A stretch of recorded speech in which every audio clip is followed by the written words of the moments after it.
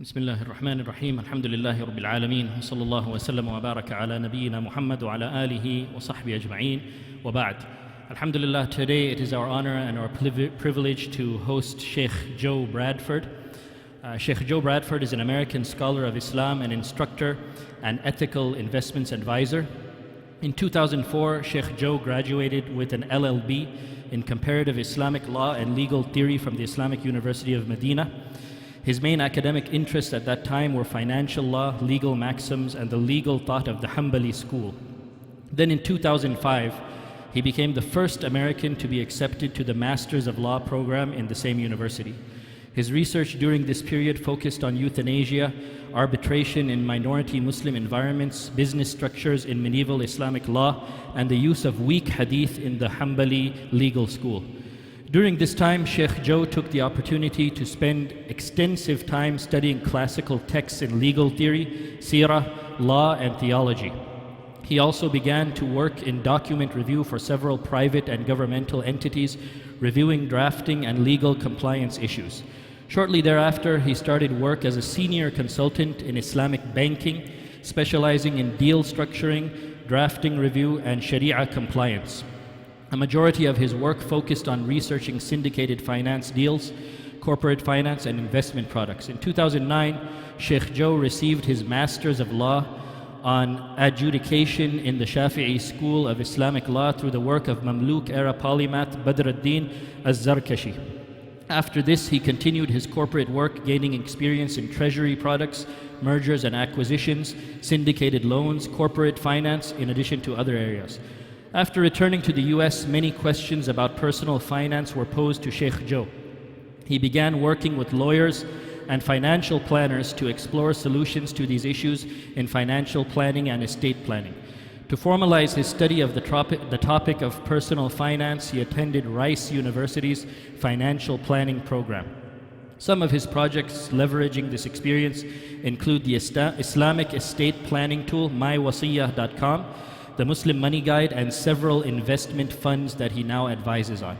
Based on seminars Sheikh Joe has delivered and answers to the numerous questions he has received over the years on Zakat, he wrote the Simple Zakat Guide. Currently, he is researching mortgages and has delivered several seminars on this topic and others. Sheikh Joe is currently an adjunct at several institutions, teaching the Arabic language, Islamic law, and Quranic tafsir.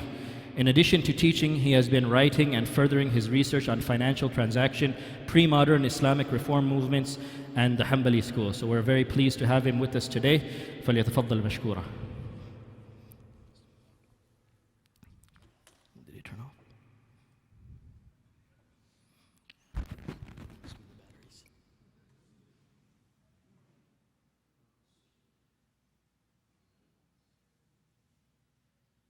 السلام عليكم. بسم الله والحمد لله والصلاة والسلام على رسول الله وعلى آله وأصحابه ومن والاه وبعد. اللهم علمنا ما ينفعنا وانفعنا بما علمتنا وزدنا علما يا رب العالمين. O Allah, teach us what will benefit us and benefit us with what you've taught us, and increase us in knowledge, O Lord of the worlds.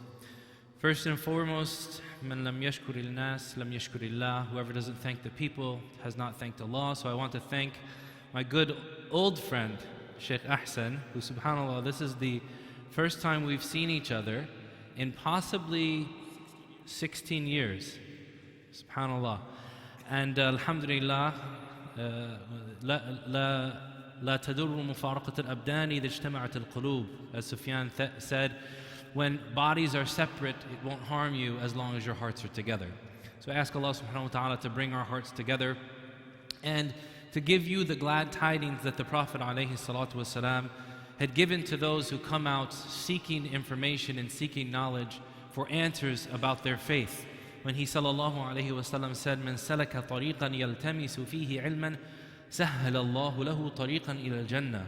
Whoever sets out on a path seeking knowledge, then God will make a path easy for him to paradise. May He make each and every one of you have an easy path to paradise and an easy path to knowledge in this life. When we talk about money matters, wealth, I want to qualify a few things before we start. And that is, Islamic finance, as is an industry in many countries, is not necessarily what we will be speaking about today, in that it has a specific set of nomenclature, a specific set of contracts, and it may be applied in certain countries in certain ways, in certain countries not. But what we want to speak about today is how we as Muslims interact with the financial system that we are faced with here in the United States. How we as Muslims can create alternatives and seek solutions to our needs that fit our values within the framework that we live. So we are talking about Islam and finance, but maybe not Islamic finance as an industry that's found in certain countries. There are several key questions that always come up with everyone, within or without the Muslim community. Issues of spending. How do we spend our money? How do we earn our money properly? How do we save for retirement? How do we fund the education of our children? The volatility of markets and the fears that we have of investing in certain things. How do we deal with debts? How do we prepare for possible debt by creating an emergency fund? What do we do when we have no plan? And so today what I want to do is I want to give you a broad framework that you can work with.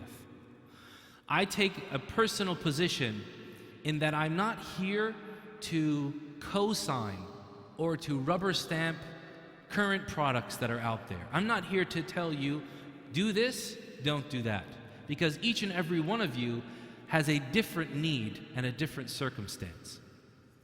But what I will endeavor to do today is to give you the keys by which you can make an educated, informed decision about issues that come up in your life. When we get to the Q&A, we'll answer certain specifics. But when we're talking today, we want to set the ground rules, the foundational rules about dealing with money, dealing with wealth. So today we're going to talk about three main things. Number one is building wealth. Number two is preserving wealth. And number three is protecting wealth. When we talk about building wealth, it's extremely important that we start to reorient what we think about, the way that we look at wealth. The Prophet ﷺ would awake every morning, and after Salat al-Fajr, he would make dhikr. And one of the adhkar that he would say consistently was, Allahumma inni a'udhu bika min al-faqr, wal-qilla, wal-dhilla, wa a'udhu bika an adlima udlam.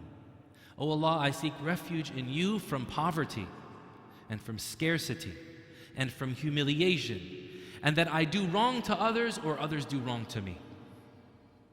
So being poor as a Muslim is not a virtue. But neither is being rich. Being poor is not a virtue as a Muslim, but neither is being rich. The Prophet ﷺ, he was asked, what is wealth? He ﷺ took us away from the material and towards the ethereal. He ﷺ said, ليس الغنى عن كثرة العرض ولكن الغنى غنى النفس وَلَكِنَّ الْغِنَى غِنَى الْقَلْبِ.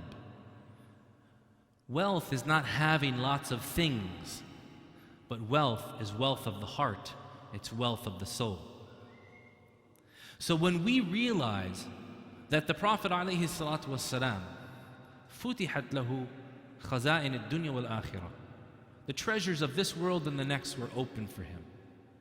But in his humility ﷺ, and to instruct us about how to properly use our wealth and who we could do business with, himself, when he passed away, his shield was pawned for a few measures of wheat with a Jewish salesman in the city of Medina.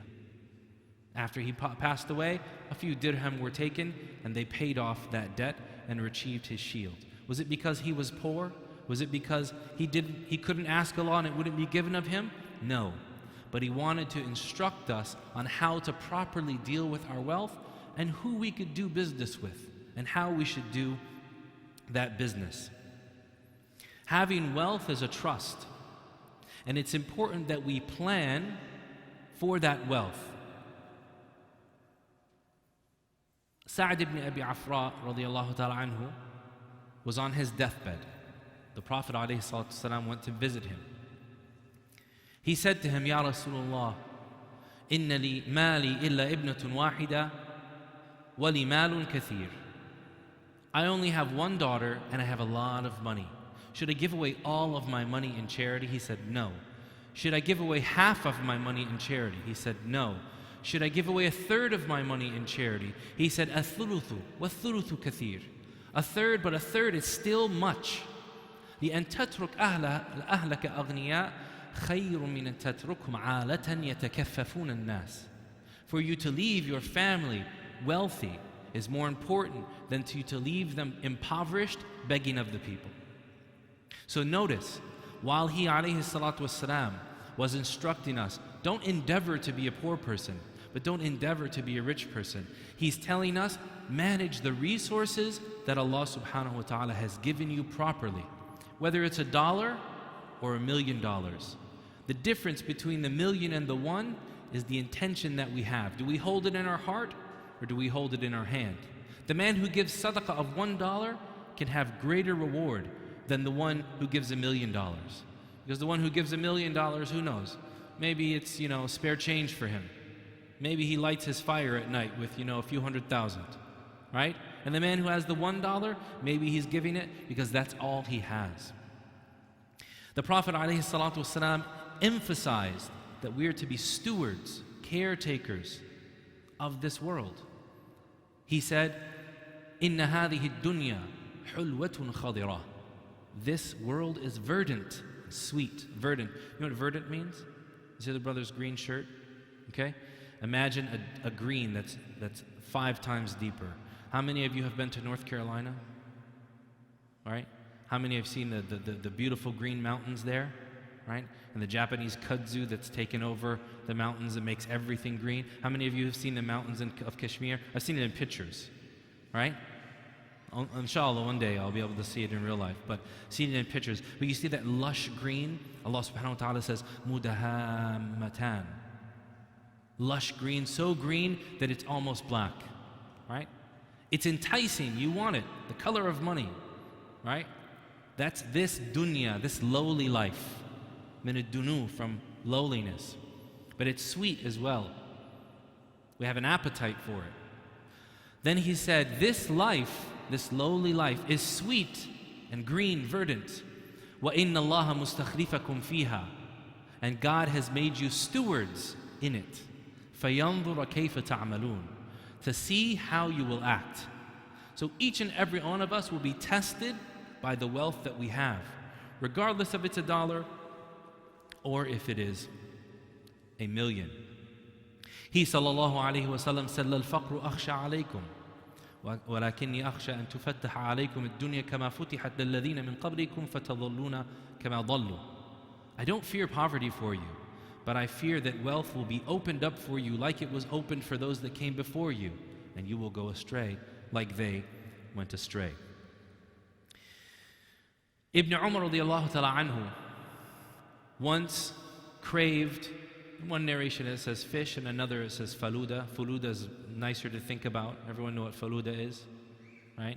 Faluda is like it's like a sweet, it's got like 1 million different ingredients, right? It's like ice cream and noodle. I don't even know how you put noodles in ice cream and with elaichi. I don't know what it is, right? But I guarantee you if you eat it, you're going to think you have diabetes afterwards, right? With my due respect to anyone who has that. But I remember eating, I thought that it was like overwhelmingly sweet. So he craved this one day. So he sent one of his servants. He said, go to the market and buy ingredients for this. So he went to the market and bought it. He came home. He called another one of his servants, take these ingredients and make faluda. He made the faluda. He said, go. He called the third, take this faluda, deliver it to the poor people down the street. So the guy got back, speaking with the other servants. Hey, you were gone. Yeah, you were gone. What happened? Well, he had me buy it. He had me make it. He had me deliver it. We didn't get any. He went to him. Abu Abdurrahman, he bought it. He made it. He delivered it. You didn't even eat from it. We didn't get to eat from it. What's? He said, إني اشتهيت فالودا ثم تذكرت قوله تعالى لن تنالوا البر حتى تنفقوا مما تحبون. I craved faluda, but then I remembered Allah's statement, you will never reach the pinnacle of piety until you give from what you love, and I loved faluda today, so I gave it away. So sometimes it's about going beyond the material to gain the pleasure of Allah subhanahu wa ta'ala in the next life. Now, when we talk about changing our orientation towards money, it means exactly that. To stop looking at money and things and property as what truly gives us worth and truly makes us wealthy.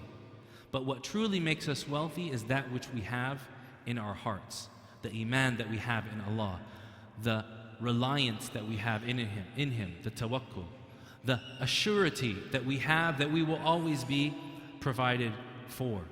And when we can do that, then we should know that we have no need to try and seek the haram in order to get ahead.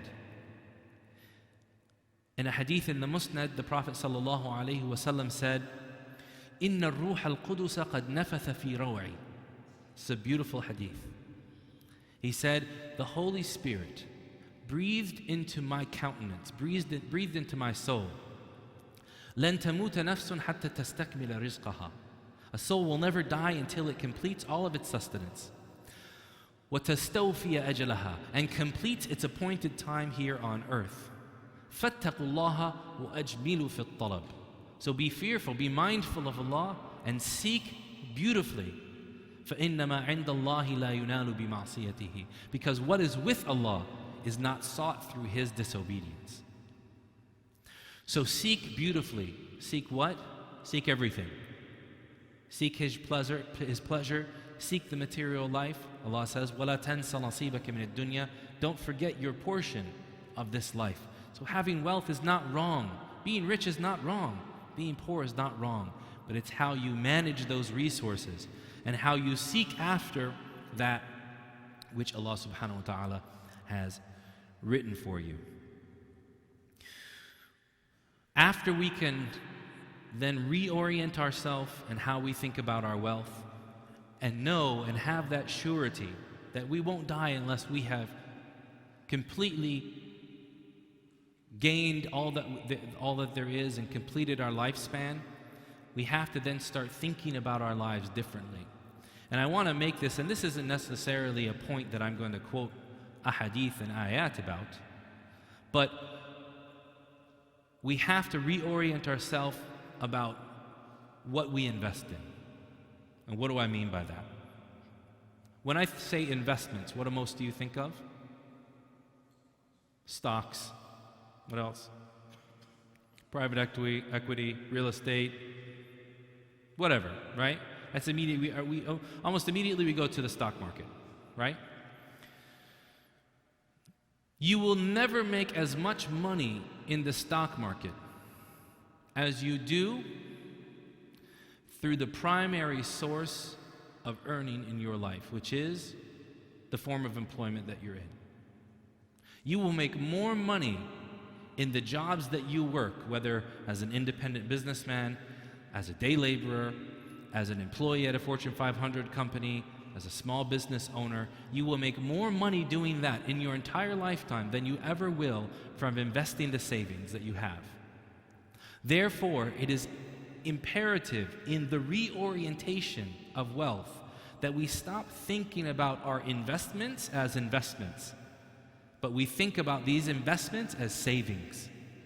The only thing we're doing is putting some money away, stopping inflation from eating away at it, and having enough money to pay our zakat from it. And then we're consuming what's left over. But when we invest, we should invest in ourselves, in our personal development, in our financial stability, in our emotional stability, in our spiritual stability, investing in our time, in our families, making sure that becoming the best person that we can be is primary in our life. فَإِنَّ مَا عِنْدَ اللَّهِ لَا يُنَالُ بِمَعْصِيَتِهِ. Because what is with Allah is not gained through His disobedience. When we invest in ourselves, when we get the certifications that we need at our work, when we do what we need to do at work, to be the best employee, to be the best employer, to be the best small businessman, large businessman, whatever we do, when we do that, when we embody the idea of ihsan, of that beautiful excellence, of intending through everything that we do to be an act of worship for Allah, where we know that Allah is looking at us even if we do not see Him, then we're making the greatest investment that we can make in our life. After that, we get to the idea of preserving our wealth. How do we preserve our wealth? Like I said, what we think of as investments is really savings. And now that we have a little money left over, we want to put it away. Do you know what the most common form of finance in the United States is? Real estate? What else? Something more common. It's called mattress finance. It's where everyone puts money under their bed. That's the most common form of finance in the US. So when we have some money left over, we many times forget to budget and to make a plan for what we're doing in our life. To have not only a financial plan, but a life plan. To not only think about what are we going to do with this little bit of money that's left over, to save it and allow it to grow where we don't have to touch it, but also what is it going to be used for later on. And the reason why we can't do that is because many times we're not thinking and making a plan for our money. We're working for our money, we're not making our money work for us. And that all starts from taking and making a conscientious decision to reorient how you think about your life, and to know that many of the challenges that we face with our finances are not due to money. Here's a homework assignment. Everyone go home today and take out 2 pieces of paper. On one piece of paper, I want you to write from 5 a.m. to 12 midnight, hours on a line. And at the top, I want you to write, my ideal day. And this would be the day in which you had all the money in the world, all the time in the world. What would you do during that day?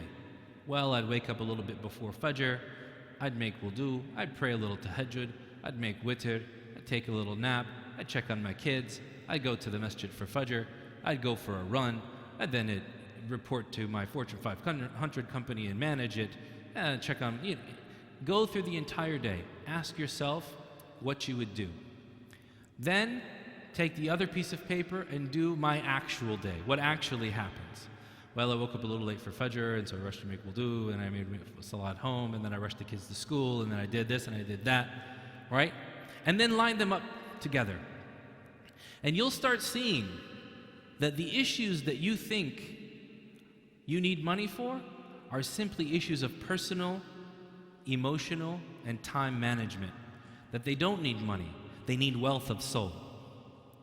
And when you can fix those, you will find money coming to you. The Prophet ﷺ, he said, "Man kanat ad-dunya hammahu, farraqa Allahu shamlahu, wa ja'ala al-faqra bayna 'aynayhi, wa lam ya'tihi min ad-dunya illa ma kutiba lahu. Wa man kanat ad-dunya wa man kanat al-akhirah niyyatuhu, jama'a Allahu shamlahu, wa atathu ad-dunya wa hiya raghima." Whoever has this life as his worry, then his affairs will be dispersed, and poverty will be placed right between his eyes. That's all he'll see, thinking that he's poor. And nothing from this life will come to him except what was written. And whoever has the next life as his intention, Allah will gather his affairs together for him, and this world will throw itself at his feet. How many of you have small children? right? So when you have small children, when they run up to you at the door when you come home, what do? They grab you at the ankles and you almost trip over and you fall, right? That's the meaning of the word in the hadith, فَأَتَتْهُ الدُّنْيَا وَهِيَ رَاغِمَةٌ. It's something throwing itself at your feet so much with the force that you fall over. You're overwhelmed. But it all goes back to that thing of reorienting ourselves about our wealth. And when we've done that, then we can start to use the surpluses that we have in both time and money to work for us. The Prophet ﷺ budgeted. He had a budget. It might sound strange. In the hadith, in the sahih, he sallallahu alayhi wa sallam said, لو كان لي مثل أحد ذهبا لما بقي ليلتين إلا وقد أنفقتها أو أنفقته في سبيل الله. If I had the like of Mount Uhud in gold in my home, I wouldn't allow it to stay for 2 days except that I paid it in the path of Allah. I spent it in the path of Allah. Except إلا شيئا أرسله لدين. Except for some money I held back to pay off my debts. So there's a consciousness about financial responsibility towards others, financial responsibility towards his home. And this brings us to another very important point, and that is having an intention in our financial affairs. And don't worry, we're going to get to the juicy stuff that everybody's wondering about, right? And this is where we enter from it, right? Major purchases. We find ourselves struggling sometimes to make major purchases. Or we find ourselves struggling from the debt of major purchases. Why? Because if we don't have a credit card, we're trying to save. And if we do have a credit card, we're oblivious to the fact that that credit card is going to come back and bite us one day. Oh, we're just, one click on Amazon. We're just ordering this and ordering that. And then how did I spend $1,917.47 in the last 3 days? That's impossible. And then you go through your bank statements, you go through your Amazon account, you go through eBay, you go through all these different things, and then you realize, I didn't have an intention for these purchases. I was just buying. I wasn't giving thought to what I was doing. In a hadith that's narrated in the Sunan of Ibn Majah, the Prophet ﷺ said, من باع دارا ولم يجعل ثمنه في مثله فحري أن لا يبارك الله له فيه. Whoever owns a home and sells it and doesn't take the amount that the sales price and place it in something similar, then it's more likely to not have any blessings. What's the example here? Somebody says, hey, my cousin has this great business idea. He said that we're going to get 1,000% ROI, return on investment. I'm going to sell the house. And honey, yeah, you'll be out of a home for a few days, but we'll make so much money in the next week, we won't have anything to worry about. So he goes and he takes this stable amount of wealth and puts it into something unstable. Puts it into something which is speculative. Puts it into something that he hasn't studied properly. He didn't have the right intention or the right knowledge about. Most people who lose money because they don't give it enough thought and they don't give it enough study. I have a personal friend, came up to me, said, man, I have a really big problem. What's that problem? I've lost my life savings. How'd you lose your life savings? Well, I was always apprehensive about investing, and then somebody told me, hey, you live in Houston, oil and gas, man, can't lose. I put all my money in oil and gas, and then the price of oil tanked to below $40. I don't know what to do with my life now. Why would I even do this? Because we don't take the steps to study that which we are investing in. As important as it is for something to be a good investment and halal, it should be something that we understand. There are no black boxes. You can't slide money into something and pull money out. The Prophet ﷺ himself deferred to experts in their trades, in the hadith in Sahih Muslim. When he passed by people that were what's the word? تلقيح تأبير النخيل. They were pollinating, thank you, pollinating the date palms. And he said, لو تركتموها, what if you left it alone? They heard it thinking he was saying, leave it alone, like asking rhetorically. He was just asking a question about their expertise. They came to him later and they said, "O Messenger of Allah, we didn't get that many dates because we didn't pollinate when we heard you ask us that question." He said, "Antum a'lamu bishu'uni dunyakum." You have more knowledge of the affairs of your worldly life. Meaning that there are stipulations for us as Muslims on how to properly invest and where to avoid because of the damage and the danger that comes from those actions. But we also have to make informed decisions about what we invest in and how we invest it. So budgeting and debt are something which are extremely important for building wealth. Now that we've saved some money, we now need to invest / remember, new definition, save that money. What are the two major things that everyone asks about?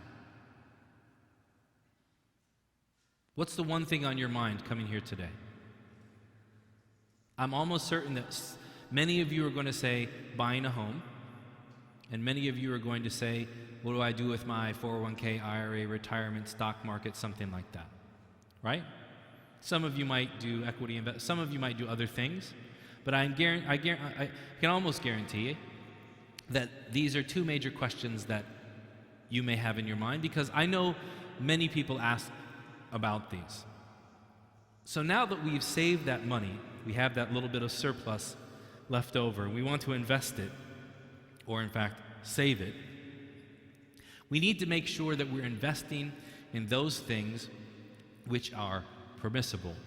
Now, regardless of whether we invest it through a brokerage account in the stock market, or we invest it through our 401k at work, or we open an IRA and we invest it there, or we open a Coverdell ESA, education savings account for our children, or a 529, which is another type of education savings account for our children, we need to make sure that if we invest in the stock market, we're looking at two things.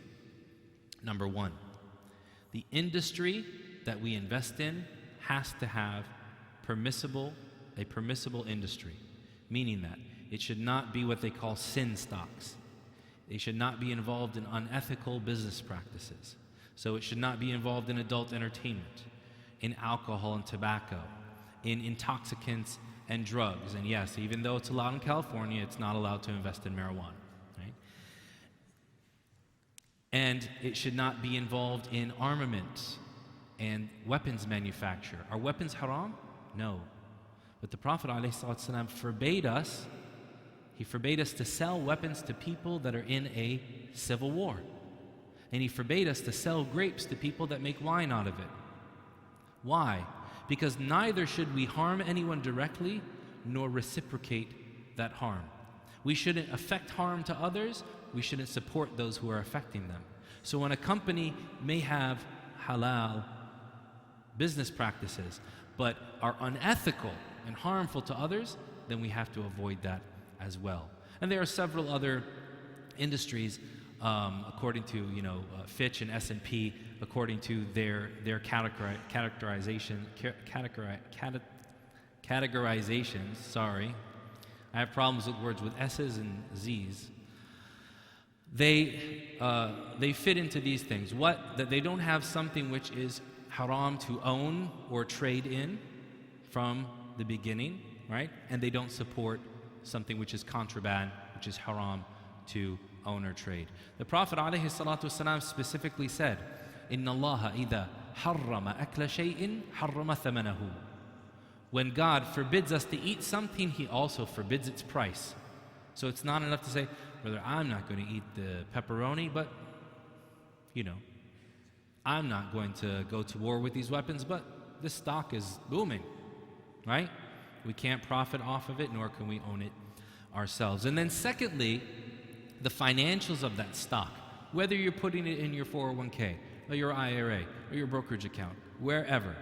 So if the industry is clean, then the financials are clean. What do we look for in the financials? We make sure that the debt to asset ratio is 33 1/3 or less.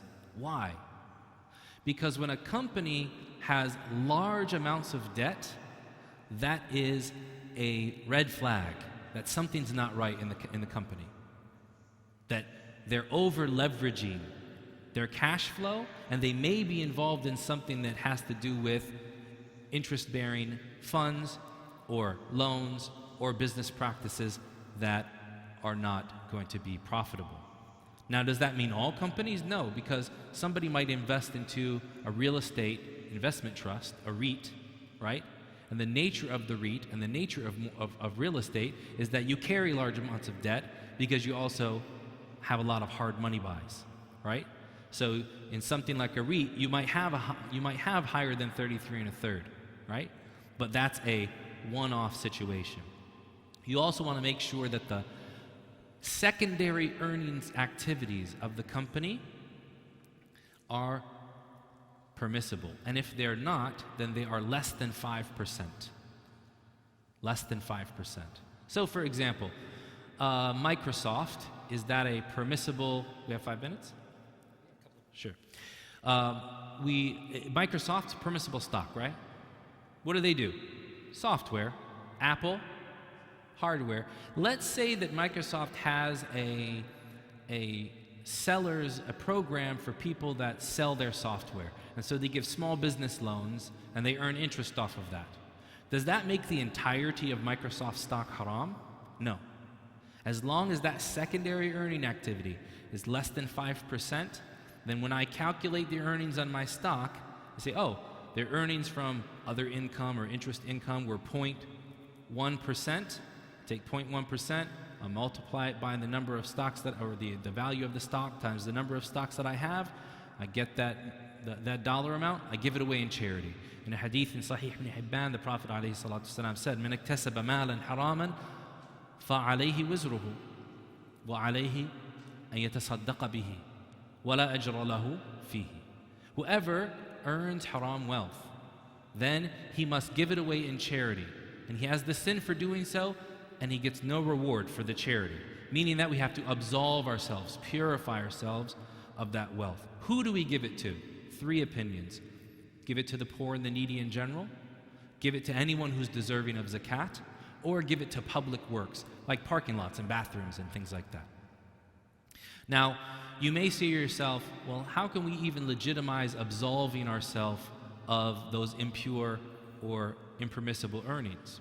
How can we, where are we getting that from?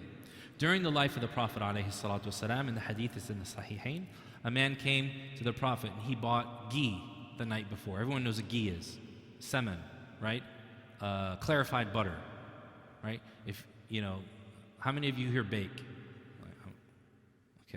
Okay, yes, right? So I'm very proud that my mother taught me how to bake as a child, right? So if you bake or you know at home, you have ghee. What happens when ghee gets warm? It liquefies. What happens when it gets cold? It solidifies. So in non-refrigerated, non-air conditioned 7th century Arabia, the man's ghee was liquid during the day and solid at night. He wakes up in the morning when it's still frigid and cold and he sees a mouse fell into the ghee. Now he doesn't know what to do. He goes to the Prophet. What do I do? The Prophet ﷺ says, "Alquhu wa ma hawlahu wa kulu min." Throw out the mouse, throw out the little bit around it, and eat from it. So the occurrence of something impermissible, a dead mouse, in the ghee didn't forbid all of it that was pure, because you could tell where the impurity was, right? You could distinguish between the two. And so likewise, if we can distinguish between the impermissible earnings of the stock that are very low, right, that won't affect the rest of the company, we can then throw those out. Next, we want to talk about home purchases. And I want to make another disclaimer. I'm not in the business of approving a company that you want to ask about, because inevitably somebody will say, what do you think about this company or that company, right? And for 2 reasons. Number one is, most of the companies won't let you review their documentation independently. So I can't speak to something that I haven't openly, transparently reviewed the documentation to. Number two is if I do say go with this, then the next day I might find an advertisement on Facebook or something saying, approved, Joe Bradford approved, right? And I don't want that.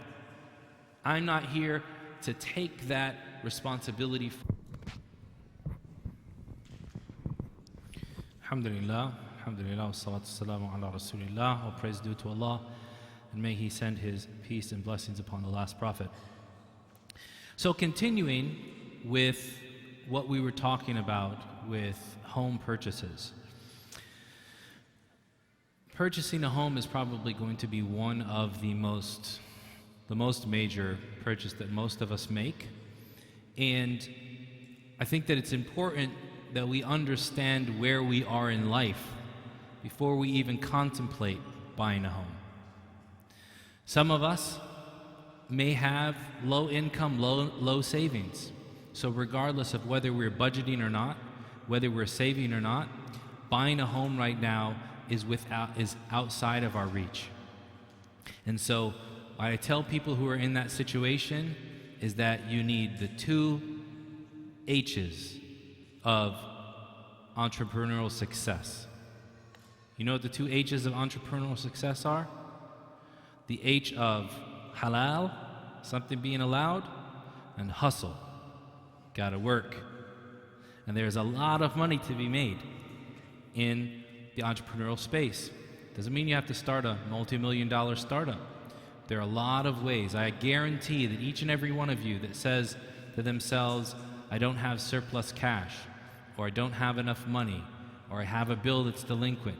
If you go home tonight, you can find between $100 to $500 of things sitting around your home that you don't use.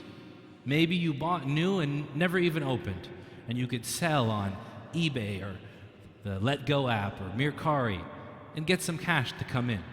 A lot of us have that because, unfortunately, in the United States, there is something called intended obsolescence, meaning that everything that we buy, you remember, some of us may remember when our parents' furniture growing up. Do you remember how bad your foot hurt when you hit your foot on your parents' furniture growing up because it was solid wood and it couldn't move, and you had to call your cousins over to the house just to be able to move the couch and get your toys from behind it because it was that heavy? But now, you buy something from IKEA and your 5-year-old is flipping it over, right? So this intended obsolescence of our things means that we're always desiring to buy more because we think that what we're buying is not going to be enough or it's not going to last.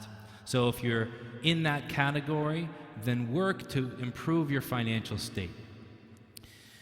And if you're in an extremely high earning category, then maybe you don't have the worries that other people have about purchasing a home. Purchasing a home may be very easy for you.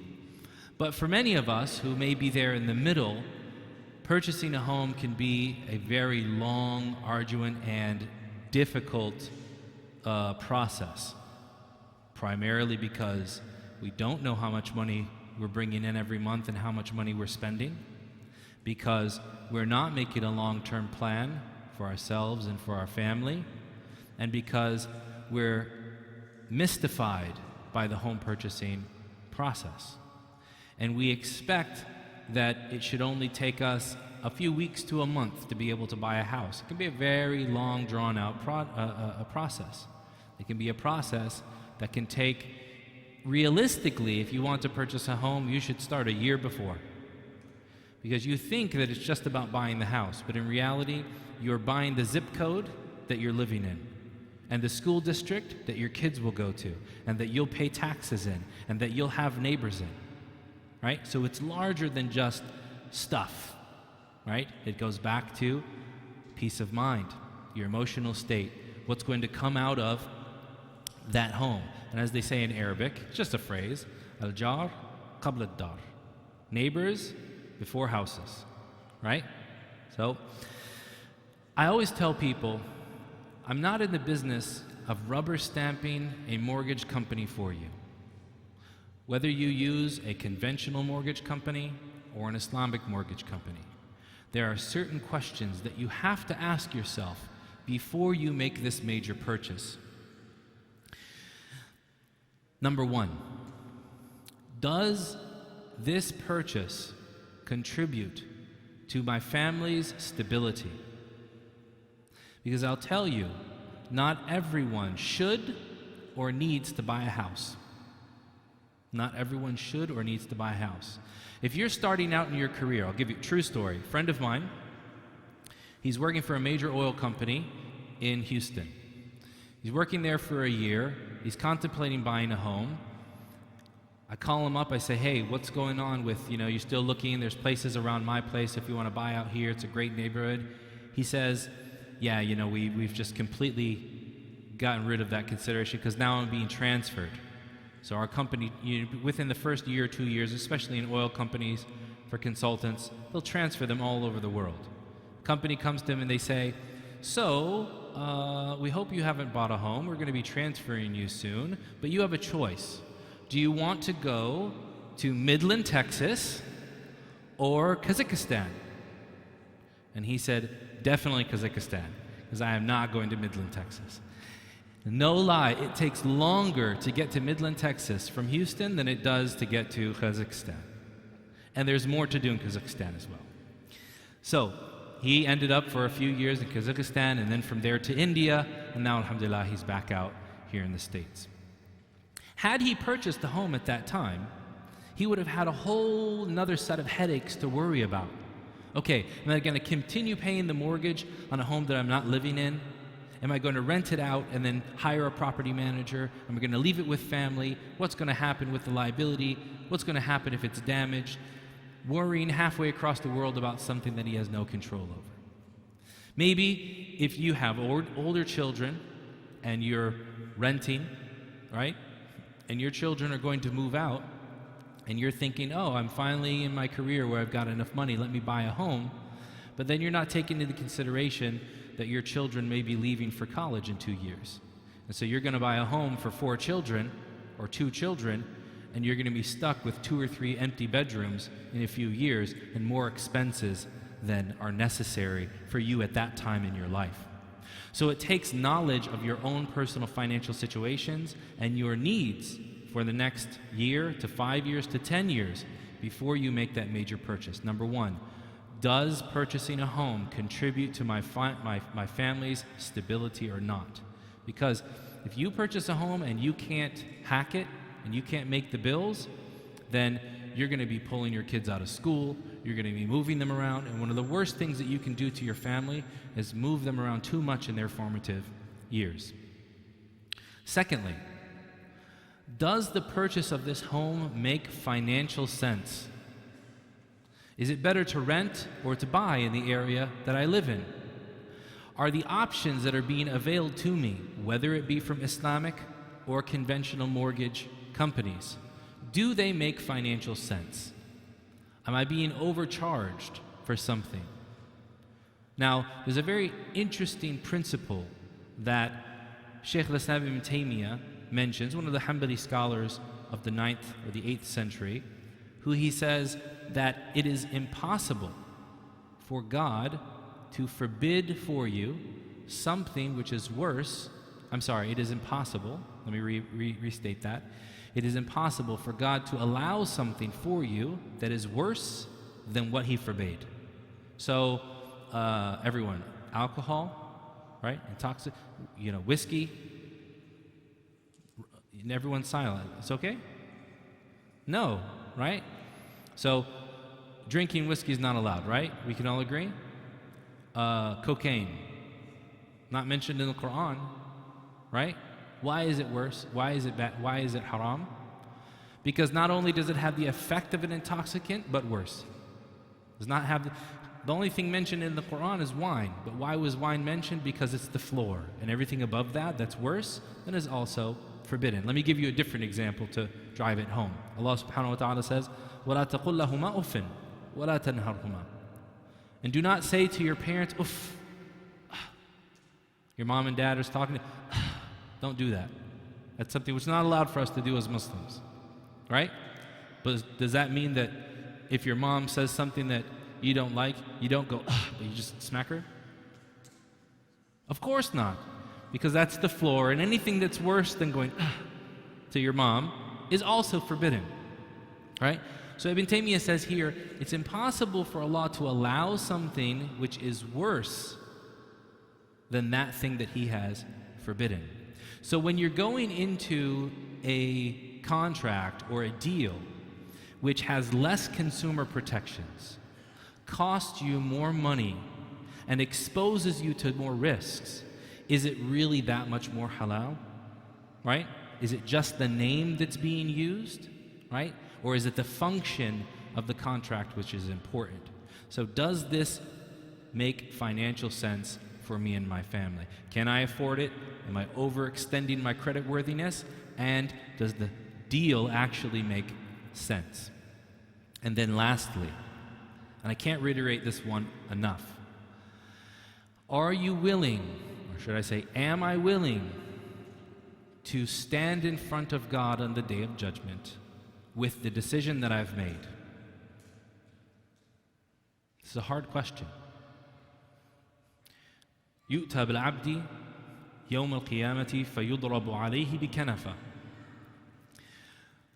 God's slave, one of us, will be brought on the Day of Judgment, and a canopy will be placed over him. Why?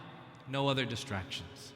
فَيُكَلِّمُهُ رَبُّهُ لَيْسَ بَيْنَهُ وَبَيْنَ اللَّهِ تُرْجُمَانٍ. It's the hadith of Ibn Abbas. And his Lord will speak to him. There will be no translator between him and God. And he will say, يا عبدي لقد فعلت كذا وكذا في يوم كذا وكذا فلا يقول العبد إلا إي ربي أعرف إي ربي أعرف.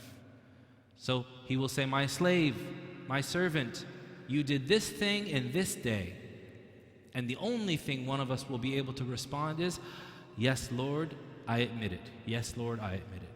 And then Allah will say, لقد سترتها عليك في الدنيا وإني أغفرها لك اليوم. I hid that from the people in the previous life, and I forgive you of those sins on this day. May Allah make each and every one of us that person. But we have to be ready to stand there, because I won't be able to come. You can't say, I asked Joe Bradford about this and he said yes. And then on the Day of Judgment you go, Joe, where are you? I can't find Joe. Sheikh Ahsan, you brought Joe. Where is Sheikh Ahsan? And me and Sheikh Ahmed are running like Carl Lewis away from you on the Day of Judgment. يوم يفر المرء من أبيه وأمه وأخيه وصاحبته وبنيه لكل امرئ منهم يومئذ شأن يغنيه. The day when one of you will flee from his mother and father, his brother and his children, his wife, his progeny. Everyone will be concerned with themselves on that day. So none of us will be able to stand there and answer for the actions of other people. So we have to make informed, educated, ethical decisions. Meaning that, regardless of whether I go with an Islamic mortgage company or a conventional mortgage company, I have to be able to stand in front of my Lord on the Day of Judgment and say, I made this decision because you obliged me, you mandated that I care for my wife and I care for my children, and these were the options available to me. I chose the one that I thought would diminish the most harm and bring about the most benefit. You have to be ready to take that responsibility. Otherwise, you'll get yourself into situations like that friend of mine that bought all that stock in the oil and gas company and then lose your shirt, right? Lose your house, lose everything that is there, right?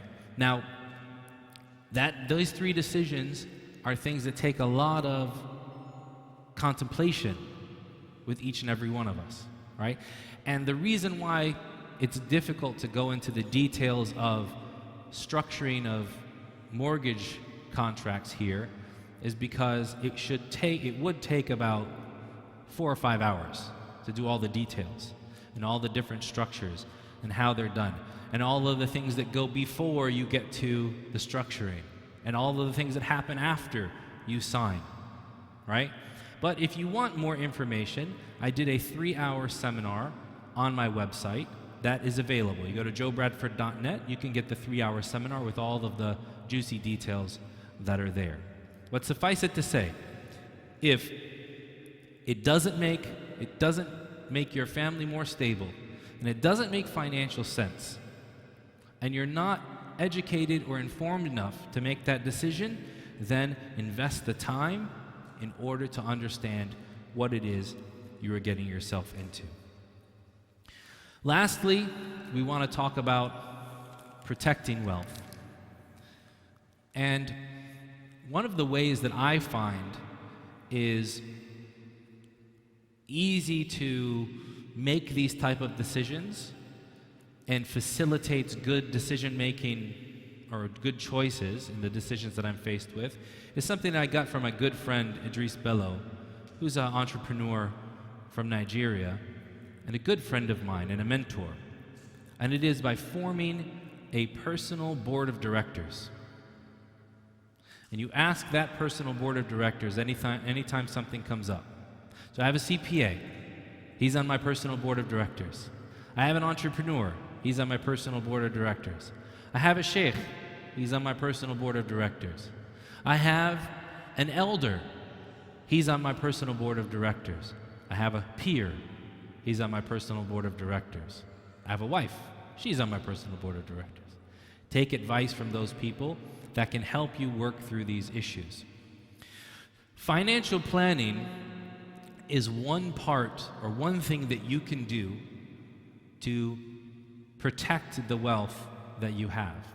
Whether that means that you start with something as simple as that homework assignment that I gave each of you of understanding your ideal day versus your actual day, and then from there, what depends on money and what doesn't, and then number 2, creating a budget. Those are basic things that you can do to get things in order.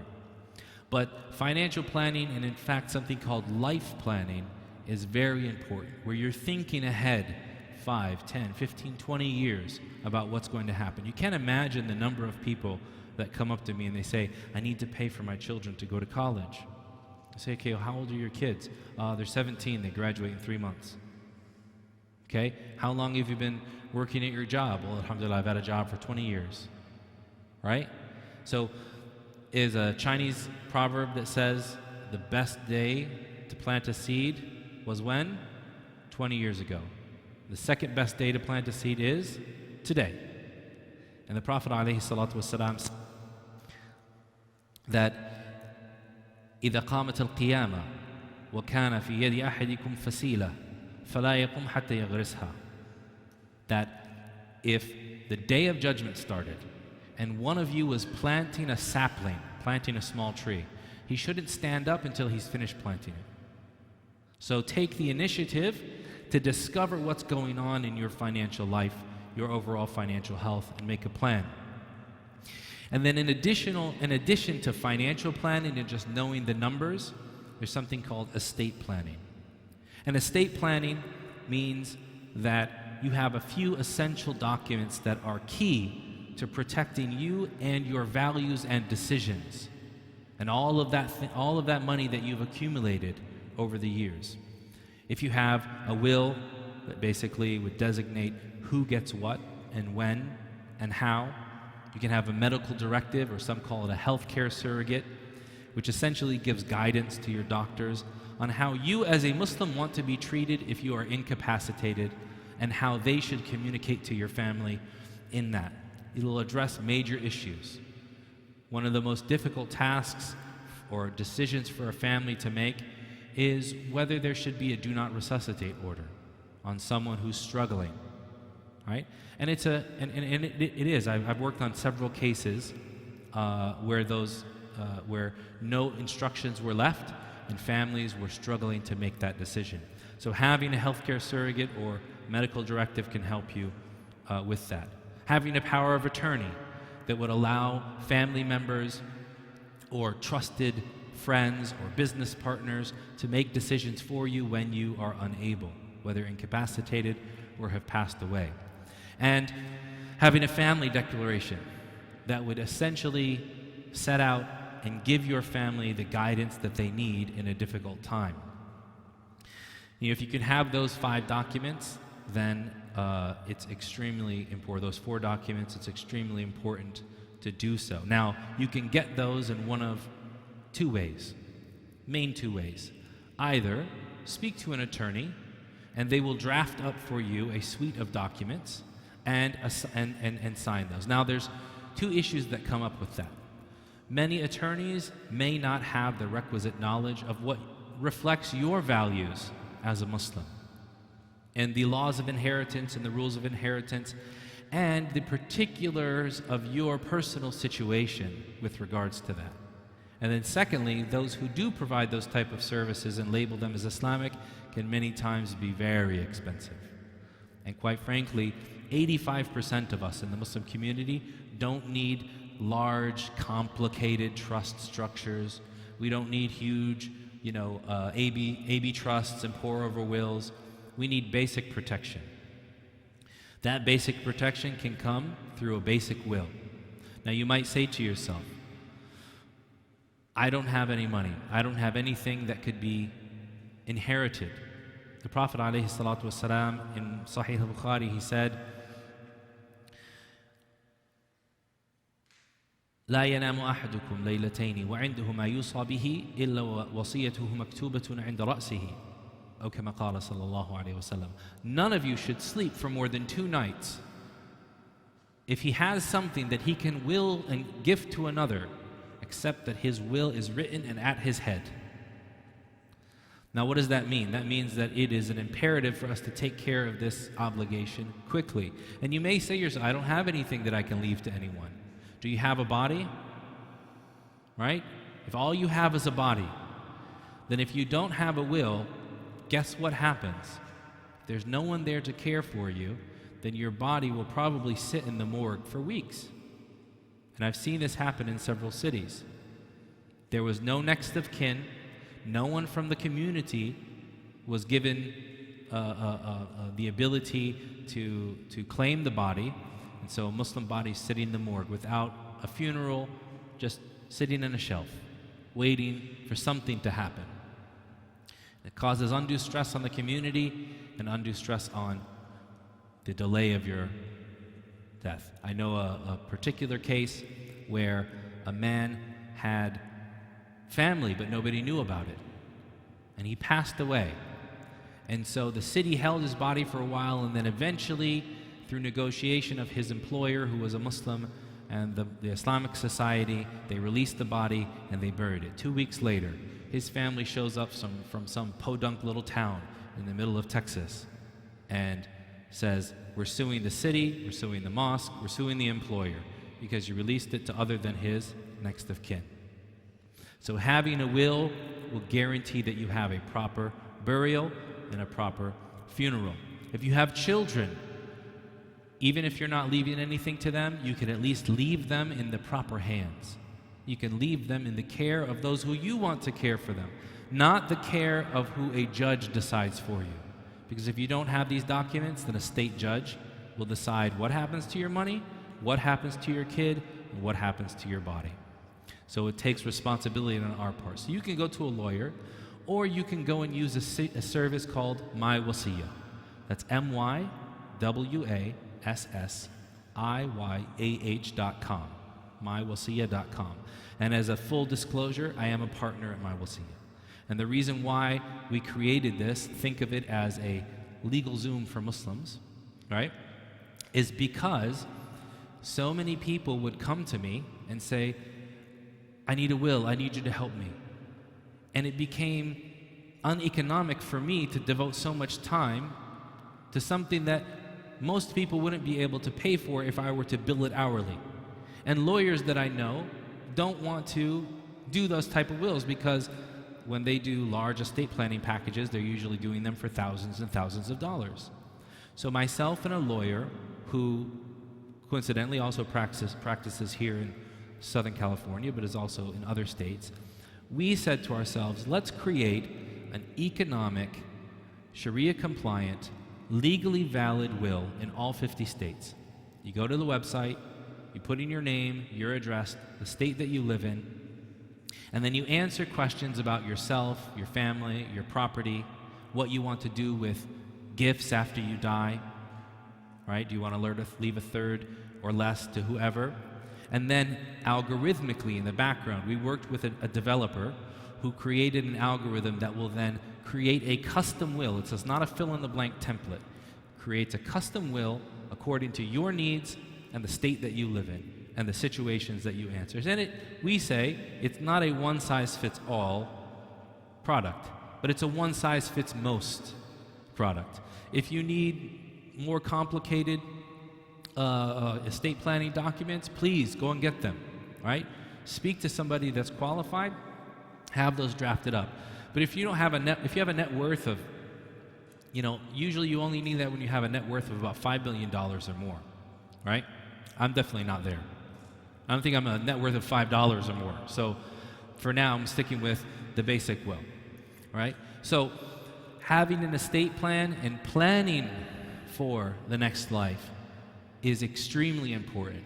And I'll leave you with this when we talk about protecting wealth.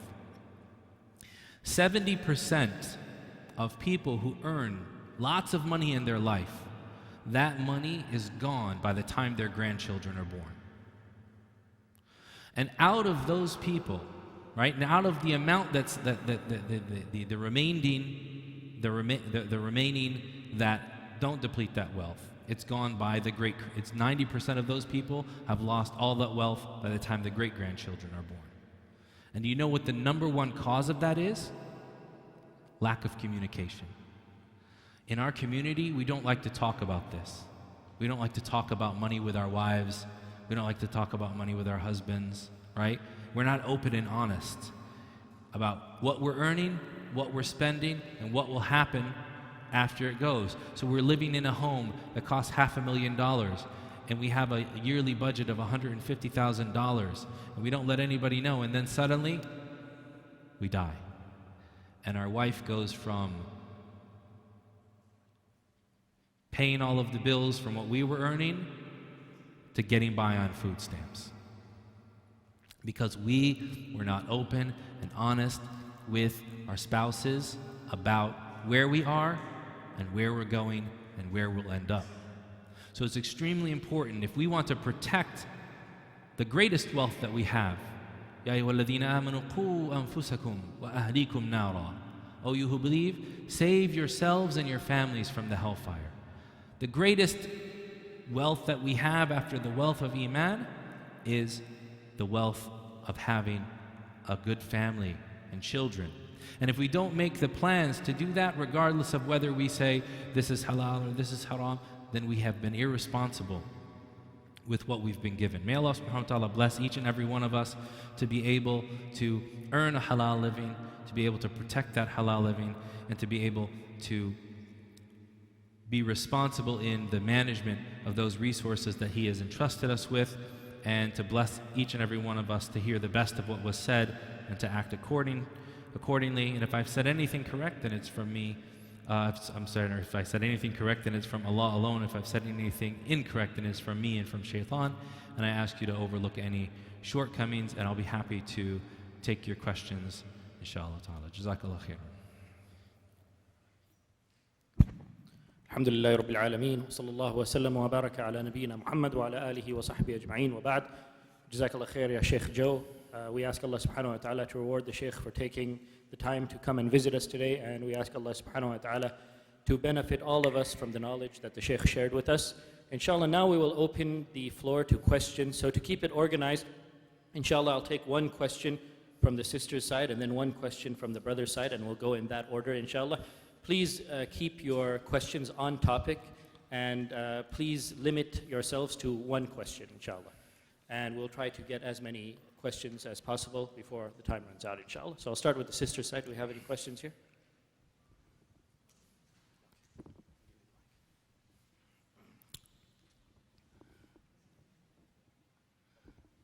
Assalamu alaikum. Assalamu alaikum. Alaikum salam.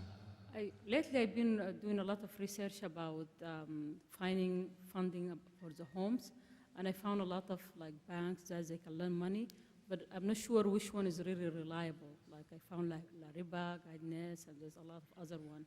So I just want to make sure how do I go about which one I should go with? Jazakallah khair. Yeah. So the question was about the companies that fund home purchases. And while I don't endorse any particular company, and I will say that through my own personal research, I have my own kind of legal, Islamic legal and ethical issues with each of the companies that is out there. I don't think that there's any product that's particularly perfect.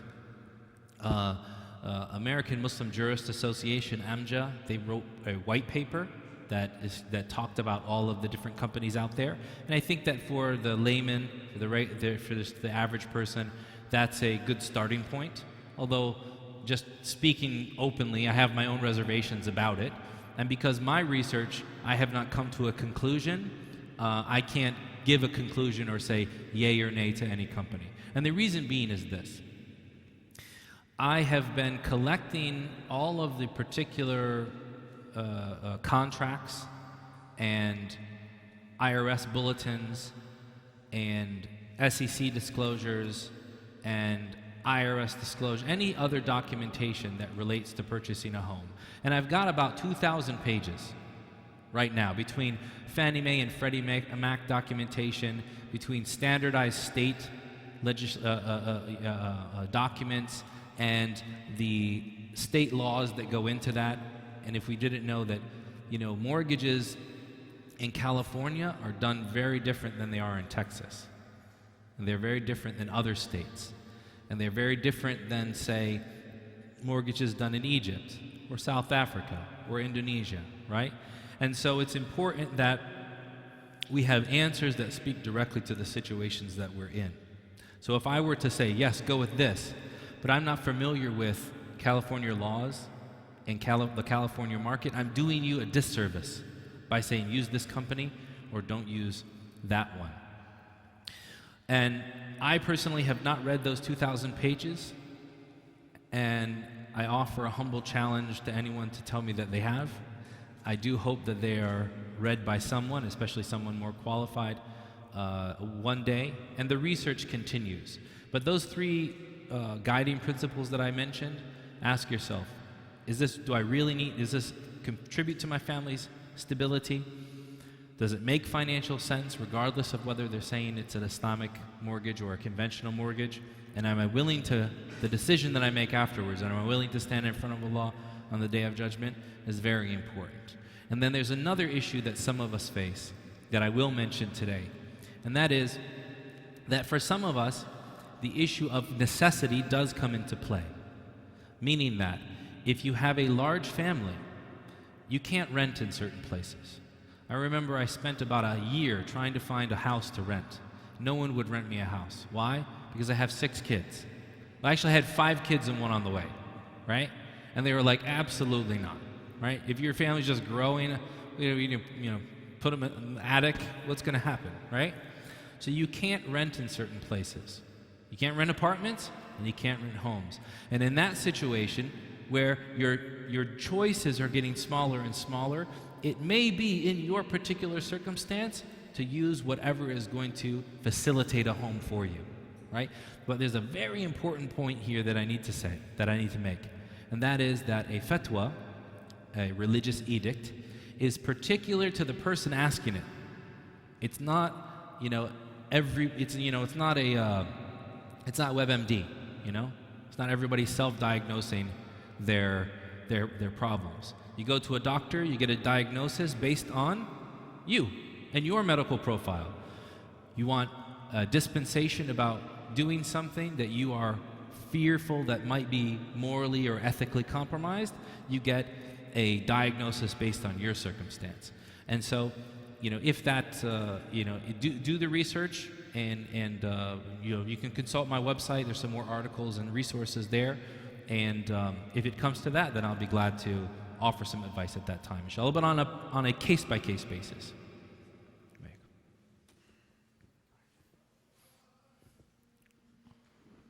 Assalamu alaikum. Alaikum salam. You talked about, I have a lot of questions, but I'm going to touch on one. You talked a lot about earning, budgeting, and preserving wealth. during this life and also after. What are your thoughts? What are your thoughts on life insurance? Keeping in mind that there's medical insurance and home insurance and other type of insurances. There's a misconception that life insurance is based on term insurance, yeah.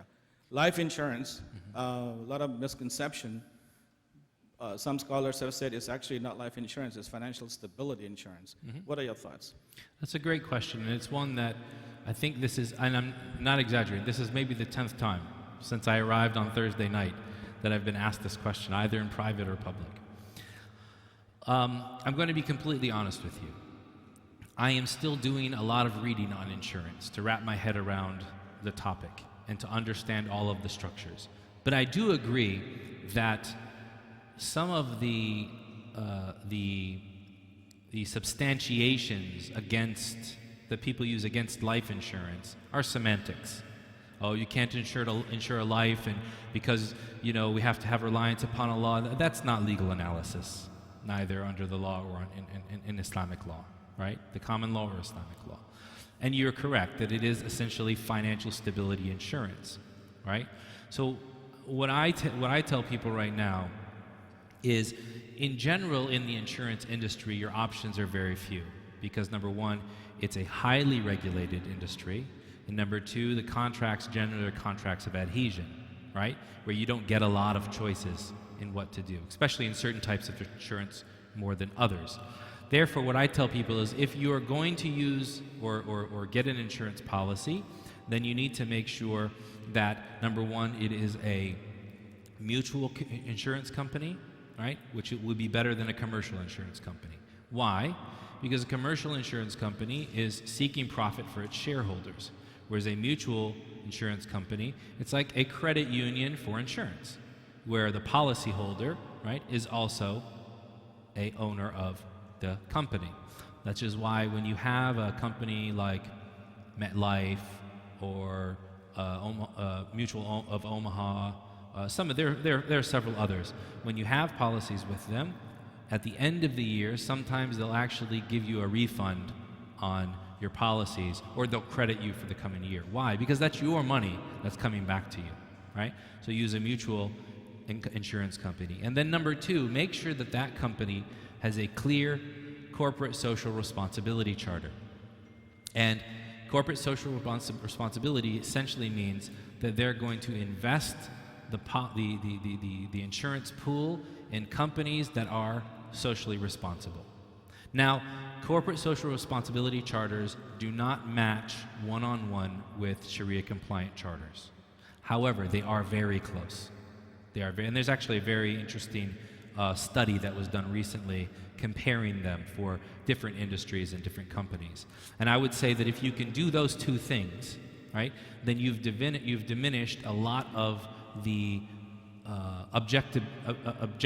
objectionable components of what people talk about insurance. Because there's agreement amongst Muslim scholars that mutual insurance companies are allowed, right? And there's a difference about commercial insurance companies. And within that mutual insurance company, then you have two things to consider, right? And that is how they manage the company and what they invest in. How they manage the company is generally up to the regulators, so it's out of our hands. But what they invest in is up to them. And therefore I say, until we have a viable solution other than what's out there, then we should look and actually encourage these companies to have CSR, corporate social responsibility charters, and make better decisions that in the long run will benefit not only them, but it will benefit society as a whole.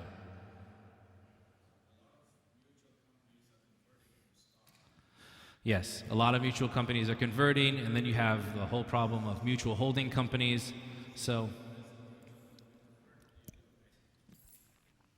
we can cross that bridge when we get to it, right? Yeah. But I mean, you're a specialist, so you know.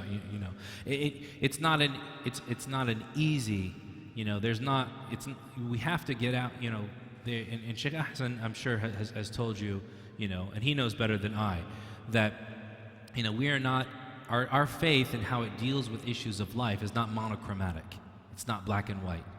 If it was, there wouldn't be something called haram, something called makruh, impermissible, something called disliked, something called allowed, something called mustahab or preferred, something called wajib or obligatory. There wouldn't be this 5 ranges, right? So even when something's disliked or less than optimal, it doesn't mean that it's necessarily impermissible. And even when you have to do something which is impermissible, you always try to diminish the amount of impermissibility, right? You don't try to maximize it. So, we have to, a lot of things that, a lot of decisions that come up are judgment calls on our part. And that goes back to the idea of taking personal moral responsibility in front of Allah for those decisions, right? Now, you may be saying to yourself, how can I make a decision that's wrong and expect for Allah to forgive me, right? A man, the Prophet ﷺ said, there was a man who lived in the time before us, who told his children, when I die, take my body and burn it, and spread my ashes over the sea, the mountains, and the fields. And they said, why would we do that? He said, because if God gets a hold of me, He will punish me like He's punished no one else in the history of man. So on the Day of Judgment, all the ashes were brought together. And the man is standing in front of Allah. And he says to him, why did you do that? Why did you order your children to do that? And he says, مَخَافَتَكَ يَا رَبِّ, out of fear of you, O Lord. He says, enter Jannah. So even though he had a mistaken notion about God's attribute of power, he was still allowed into paradise because the motivating principle in his life was accountability in front of Allah. And that's what we really have to have. And then that helps us navigate, all of these legal complexities. Okay, we'll go to the sister's side. Anyone from here? Assalamu alaikum. My question is, a lot of people buy very high-end houses to get people who earn a lot of money, they need a tax break. So that's the reason they need to, somehow from shelter. So what should we do in that case? Some people have to pay 60% in the taxes. So more than half of the money goes into the tax. And that is one way, when you buy a high-end house, when you pay your interest, that is deducted. Yeah. What should one do in that case? Well, I think that that's a decision that has to be made, in conjunction with a person's tax planner, financial planner, their CPA. If somebody's earning that much, they should probably have a tax attorney as well. And I would caution them from overextending themselves in the need for that house, because if things do go bust, then that's a huge liability. And to look to other things that are investments or charity that they can, get a tax deduction from as well. I can't comment on a specific case, but I would just caution going down that road without having consulting experts. And Allah says, فَاسْأَلُوا أَهْلَ الذِّكْرِ إِن كُنْتُمْ لَا تَعْلَمُونَ. Ask the people of specialization, of knowledge of that if you don't know. Allah knows best. We're going to do a lottery on the brother's side. Too many hands up. Halal lottery. So, there's 2 questions. Follow up to his question about insurance. In the most basic sense, and I don't have much knowledge about this, but in the most basic sense, is insurance an unequal exchange of money, making it somewhat impermissible? And the second follow-up question is, you touched upon necessity, in terms of buying a house. A lot depends on what your necessity is, and it depends on case-to-case basis. So if I was to analyze my situation and see, okay, is buying a house a darura for me or not? The technical term that they use. How would I go about assessing that? in complying with like Islamic laws and fiqh? That's a good question. So how would one assess what is essentially a necessity for them or not? And that's going to be by looking at not only your personal situation, the needs of your family, the plans that you have for your family in the long run, but also whether that your needs are consistently present or they're one time. So for example, somebody may need to purchase a house because they need to place their family in a good zip code so they can go to good schools. Because in the long run, that's the only way that their children are going to go ahead or get ahead in life, right?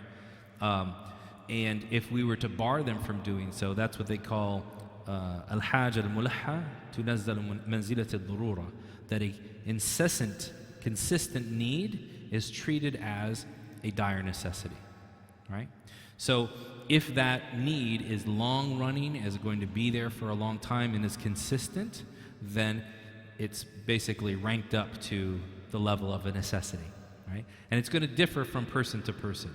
But in general, you're going to weigh the benefits and the harms, and then you're going to look at kind of the tenor of what you're dealing with in life and whether that does get up to the point of you having to do that or not. If a necessity generally is that thing which is that if it is not present in your life, it will cause some major detriment to the stability of your life and that of your family. And as a head of household, you have to take into consideration that you're not making a decision only for yourself, but also for your family and maybe your extended family as well if you're caring for your parents, right? So taking all of that into consideration and how your decisions affect their life, then that's where you're going to get to the point of understanding whether it's a necessity or not. And I do understand that that is kind of malleable, but again, that's really all that can be said on a case-by-case basis. But I think that in this case, it's important to take advice from people and kind of bounce ideas off of others so that you can really understand your situation in life, right? Going back to your question about insurance, what you mentioned describes commercial insurance, but mutual insurance is essentially me agreeing that I will cover your costs and you cover mine, right? So it's like me saying to you, hey, do you want to go to dinner? And then you go, yeah, sure. And then you say, well, I can't cover everything. Oh, no worry, I'll pick up part of the bill now, you get part of the bill later. And we didn't go for a dollar amount, but because we are in agreement with each other that we'll cover each other's costs, then we forgive any excesses that come there. And anything that was surplus, we distribute it amongst ourselves. But it's completely fine. And that was a bonus for him. I don't know if we're going to do two questions in one anymore.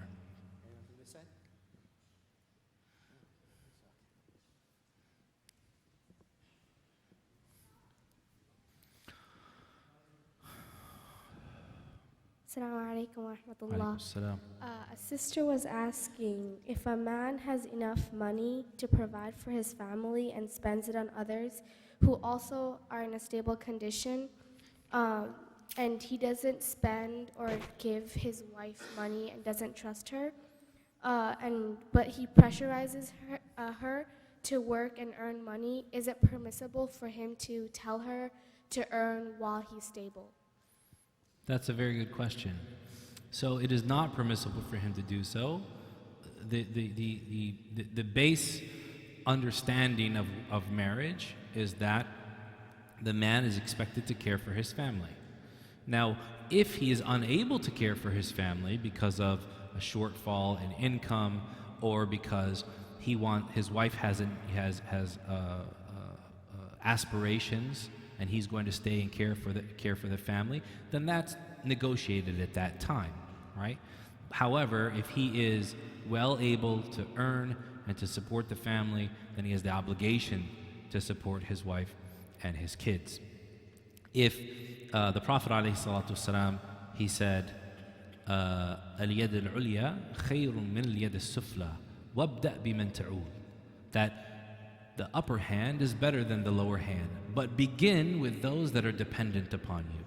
So our first and foremost priority is to our families and caring for our families, which is why when we pay zakat, our zakat is paid out of what? 2.5% of what? Savings after expenses, after 1 year. Notice, 2.5% after expenses, after a year. Care for your family for the year. Then whatever is left after that. I went to a community college one time to speak about Islam, and I spoke about the 5 pillars of Islam. We talked about zakat. And this young lady in the crowd, she got really cocky. She says, you know, we tithe at my church. We give 10% of everything that we have, gross, not net, not after, gross, to the church. And we got a coffee shop and a bowling alley. We got all this kind of stuff. And I said, and how many poor people do you have in your church? Oh, we have a lot. Right? I said, well, imagine this. Imagine if each one of us, instead of giving charity, cared for our brothers and our sisters, blood relatives, and cared for our mothers and our fathers, and our grandmothers and our grandfathers, and our grandchildren and grandchildren of where, and then our uncles and our aunts, and then those who are our neighbors. And then, after the year, after we've taken care of our family, and then all of those around us, we had a little bit left over, and we gave that to the poor. How many poor people would really be around? There would be very little. Because zakat not only purifies our wealth, but it strengthens our family and our social bonds. So it's extremely important in the case that the sister was asking about, to know that it's wrong for a husband to do that. It's wrong for you to force your wife to work when she doesn't need to and when you have the ability to care. Now, if she wants to work and the family comes to an agreement for that and there's no one suffering in the family from child care and things like that, then she works, but that money is hers. She's under no obligation to support you. If she does, she's allowed. The wife of Abdullah ibn Mas'ud was very rich, and he was very poor, to the point where she went to the Prophet ﷺ and said, Abdullah is so poor, can I give him zakat? And he said, yes, you can. Why? Because she's under no obligation to care for him, and he's under obligation to care for her. So the principle is, وَابْدَأْ بِمَنْ تَعُولُ. Take care of those that are dependent upon you. May Allah bless the brother to come to that realization and give the sister the requisite strength and patience to make it through that situation. We're going to auction off the questions on the brother's side. Assalamu alaikum. Alaikum salam. Jazakallah khair for coming here and giving us this knowledge. It was very helpful. Thank you for having me. I just have one question. I'm not very well versed with IRA accounts and 401k. Yes. But one of the reasons I got out of that because listening to several scholars around, I was kind of informed that by nature, even if you invest in technology companies or any kind of halal companies, but by nature, the way these accounts are handled, there's a lot of interest involved, which is impermissible. So what is your opinion about that? It's a good question. So I'll tell you that that's not the case with all companies. And I'll give you the Cliff Notes version of how to deal with your 401k and IRA, okay? A lot of people ask this question. The assumption that all companies deal with interest is incorrect. In fact, I can tell you, having worked in equities analysis, that there are companies that have zero interest income, zero interest expense, meaning that they are so well established that they have no need to take out a loan. Their name is enough of a loan. Company like Microsoft doesn't need a loan. Bill Gates writes a check if they ever needed it, which they don't, right? You have companies that do steel, lumber, basic industries they've been in the country for 160 years or longer, right? Their name is enough of a loan. They don't need to go to the bank. They're good for it, right? So investing in those is unquestionably allowed. So what I tell people is, with your 401k, First of all, you need to ask if you can do an SDA, a self-directed account. Okay? If you can do a self-directed account, then you're giving control over what's invested in your 401k. Now, your IRA is something that you set up, so you already have control over it, right? So now you're thinking to yourself, I don't know what to do, so what do I do? You can do one of two things. You can sign an agency agreement with a money manager who will then invest for you, like Sharia Portfolio out of Orlando, or a ZAD out of Herndon, Virginia, or there's a few other kind of boutique companies that do it, Corda and others. Or, right, if you don't want to do that, you can open up Morningstar or Yahoo Finance and you search for Amana Mutual Funds, and then you open up the holdings of Amana Mutual Funds and you look at all of the stock tickers, and then you buy all of those stocks and you put in your 401k. And then in 6 months, you open up Amana Mutual Funds and you keep an Excel sheet and you say, what did they sell? Sell it. What did they buy? Buy it. You know why? Because Amana Mutual Funds actively screens their stocks for Sharia compliance, for industries, for profitability, and that's the kind of the poor man's way of having a financial planner, right? So that's the easiest thing. Now, doing that, you may incur some fees that are going to be higher than somebody just kind of puts it on autopilot. But at least you have the peace of mind to know that you're investing in companies that meet your values as a Muslim and are also not involved in things which are haram. Yeah.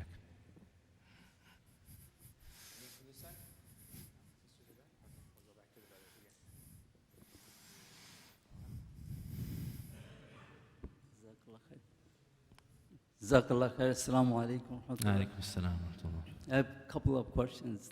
First one is about you mentioned about being able to stand up in Yawmul Qiyamah to Allah subhanahu wa ta'ala, but individually to reach that level and overcoming the ignorance is very difficult, right? One has to be mujtahid to make the decision whether certain things are right or certain things are wrong. So we need our ulama to tell us that this is, not just the guideline, but specific, right? And you mentioned about 3 hours, or maybe I haven't seen that, what it contains. But the reason I'm asking the questions is that I sense that you would approve conventional loan if there is inequity or Islamic finances is not equitable with conventional finances. That's I interpret, but I'm not sure whether I'm interpreting right. My personal experience is that I subscribe to those, specifically one, especially for the reason that it was hoping that if large number of Muslims subscribe to it, then there will be a clientele and then critical mass, and then Fannie Mae, Freddie Mac would be persuaded to make adjustment. But over the years, I have seen that it has actually not gone towards better. It has gone towards worse, because in the beginning, there was customer services that were run by the Muslims, but the back end always it was sold. But then at the end, that has been also outsourced to others. So I subscribe to those. So on that vein, I wanted to get confirmation whether you approve the conventional loan.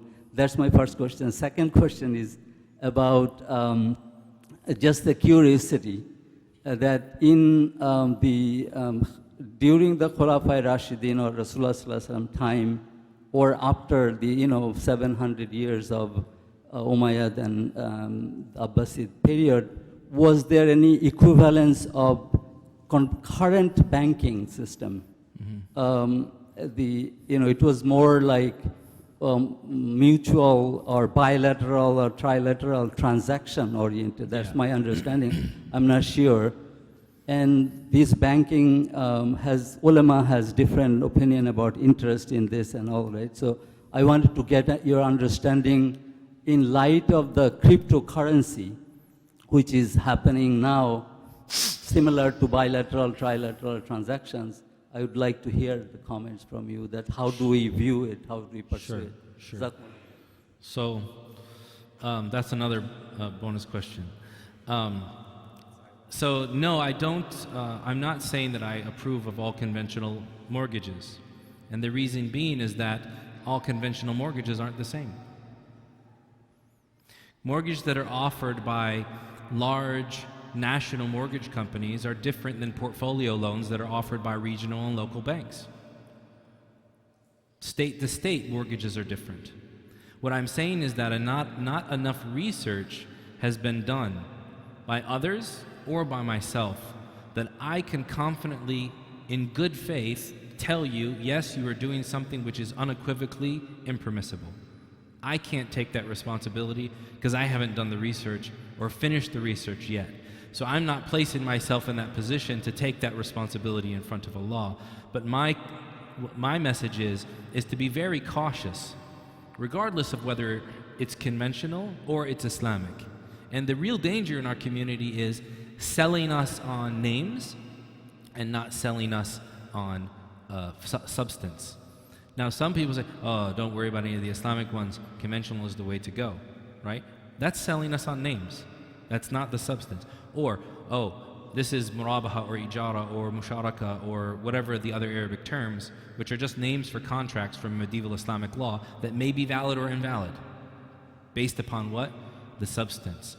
So, while I do understand your point that the task can be daunting, it doesn't take a mujtahid to make a decision about an expert that can guide them, because that's called taqleed, right? But even for a person to make taqleed of someone, they have to do due diligence of understanding that person's expertise, their piety, and their qualifications. And then lastly, do they find themselves inclined to follow that person because of that, right? So that those are two issues there.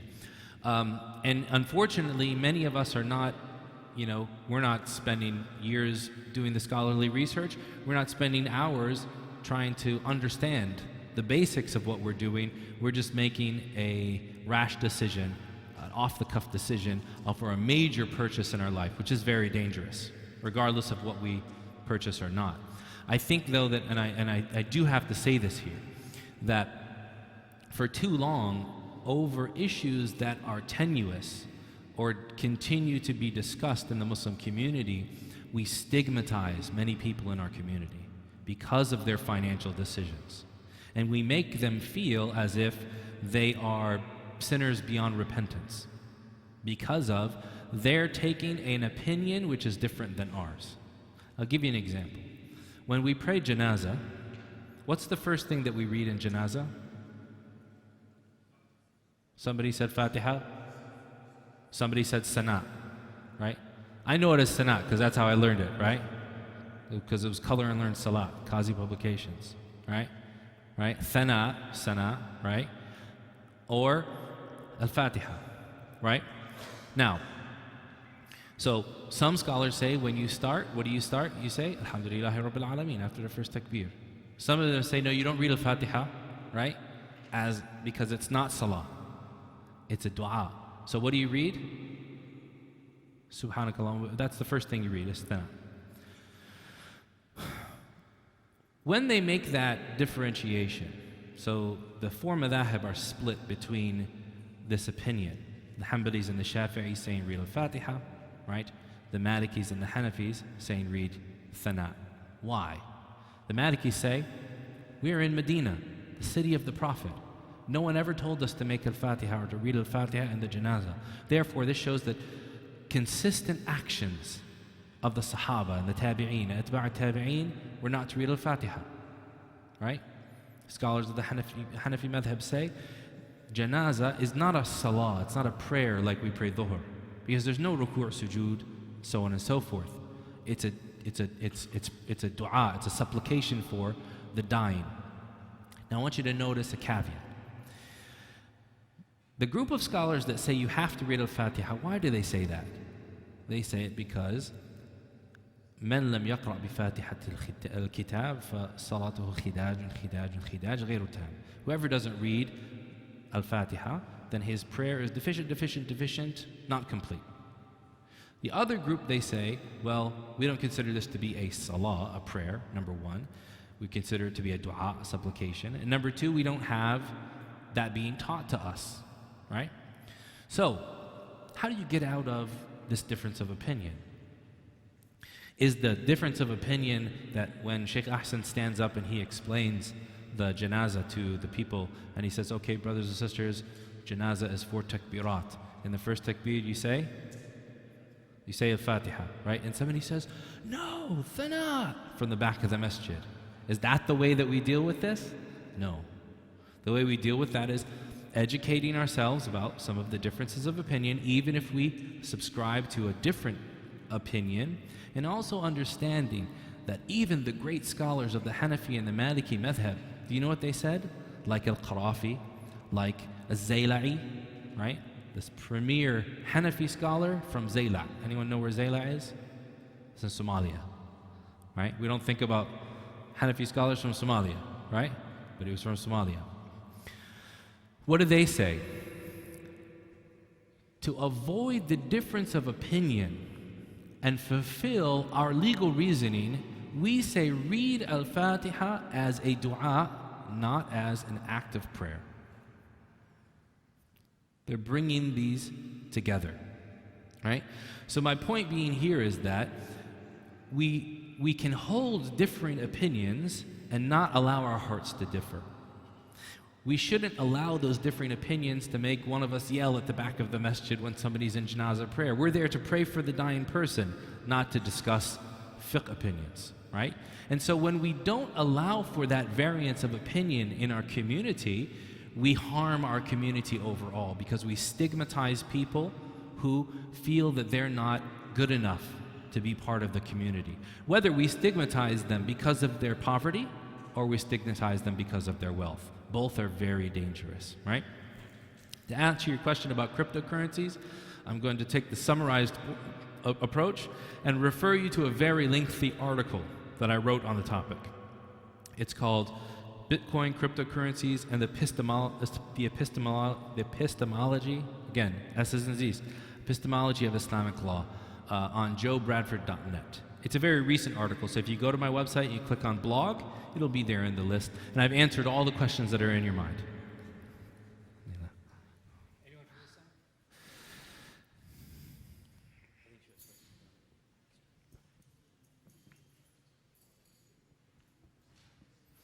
Hi, assalamu alaikum. So my question is in regards to credit cards. I thought the reason why we don't use credit cards is because of interest. Mm-hmm. So I don't really understand how we're allowed to finance a home because technically we're using some type of interest. So can you clarify that? And Sure. With credit cards, if there's zero interest, are we allowed to use them as well? Great question. Very good question. So I think you bring up an important point, and that is that when we say finance, the way that you finance different things is different, completely different, depending upon the industry and the area that you're financing. So I'll give you an example. Financing a new car is done completely different than financing a used car. Completely different than financing an owner, someone selling you their own car. Completely different than how homes are financed. Completely different than how large-scale mixed-use commercial real estate is financed. But they're all called finance. And they may or may not have something called interest mentioned. And interest is an accounting term, and it is anything which is above and beyond capital. So interest is not always synonymous with the Arabic word riba, which is forbidden for us, which is cash on cash.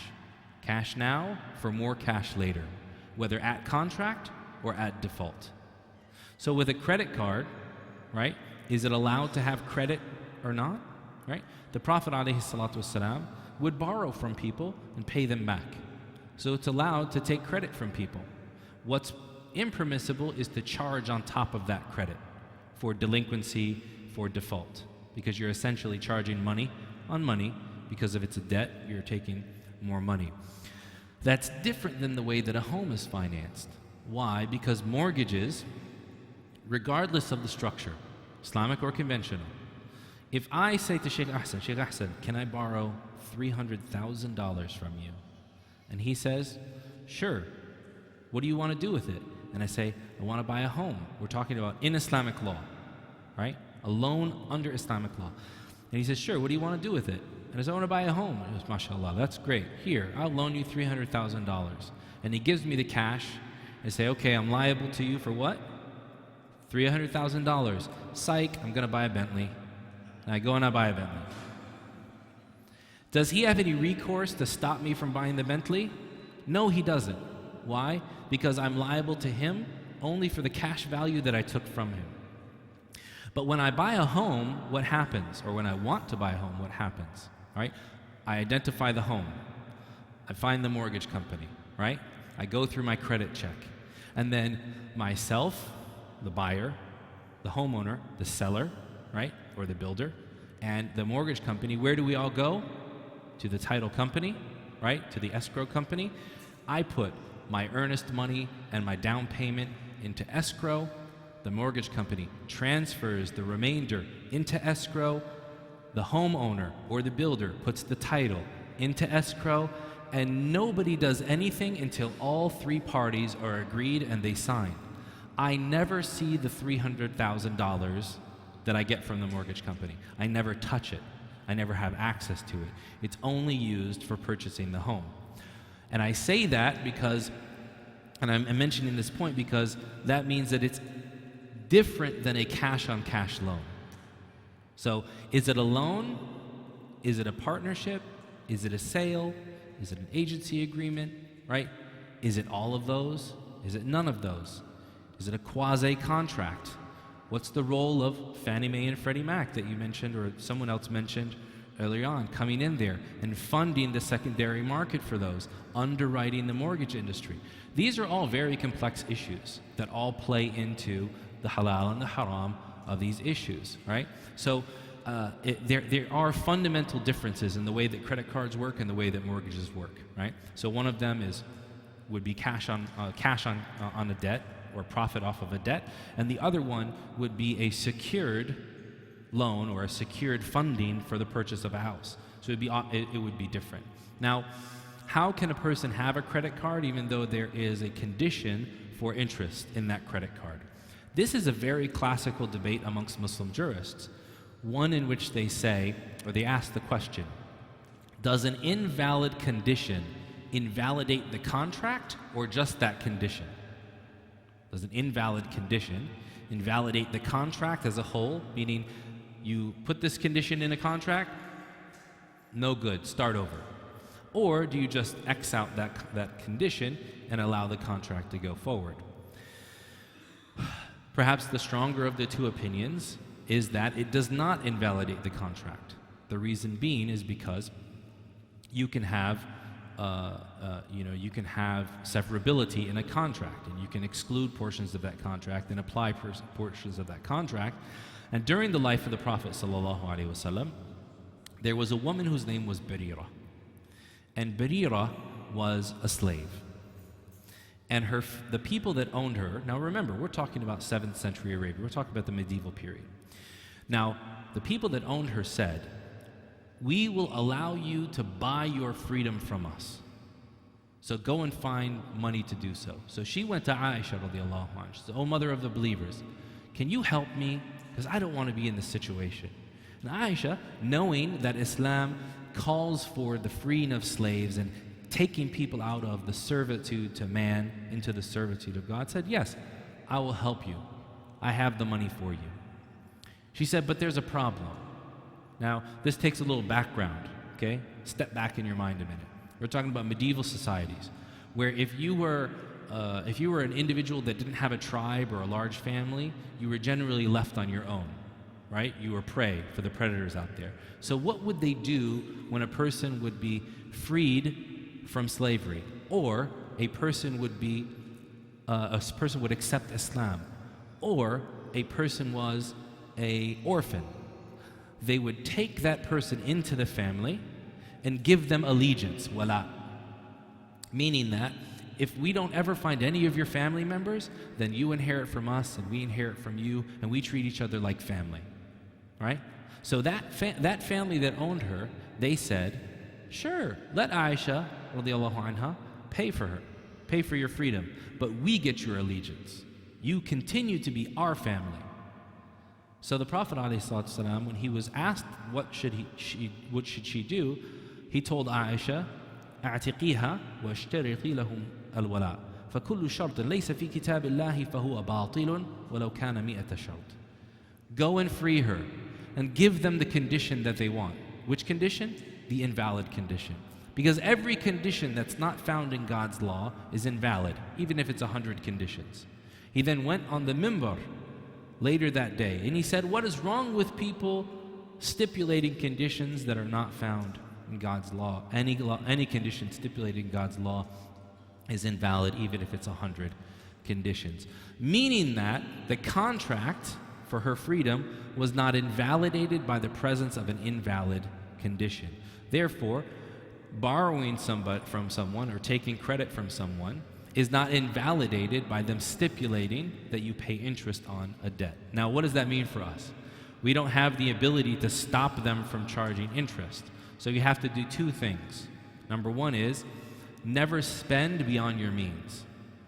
Spend only what you can pay for in cash, right? That means don't roll over your monthly amounts. Too many people make that mistake. Oh, they're just charging me a fee, they're not charging me interest. No, that fee is the interest rate, right? Now, let's say, for example, you're a couple of days late, right? Don't just leave it there. Write them a nice email.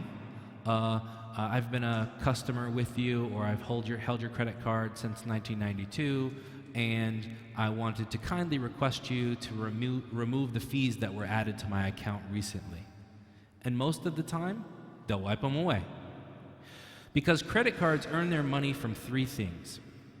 They earn their money from what they call intrabank transfers, intrabank fees. And they earn their money from point of sale fees. And they earn their money from late fees. The late fees are actually the least thing that they earn their money from. They earn more money from charging point of sale, from charging businesses that use credit card machines, than they do from late fees. And they earn more money from intrabank fees, the banks saying, okay, it's like a toll road. You can pass by and you can pass by. They more money from that. And I'm going to add this to it. You didn't ask it, but this is the bonus, right? I'm going to add this for it.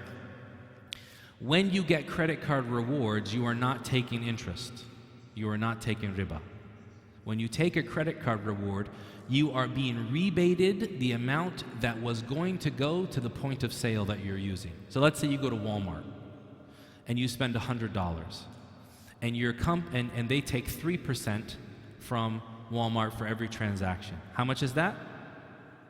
$3, right? So your credit card company says, if you shop at Walmart, we'll give you $1 back for every transaction, right? So that means instead of the Walmart getting $3, they're going to get $2, and you get $1 back. So you're being refunded what would have went to the point of sale.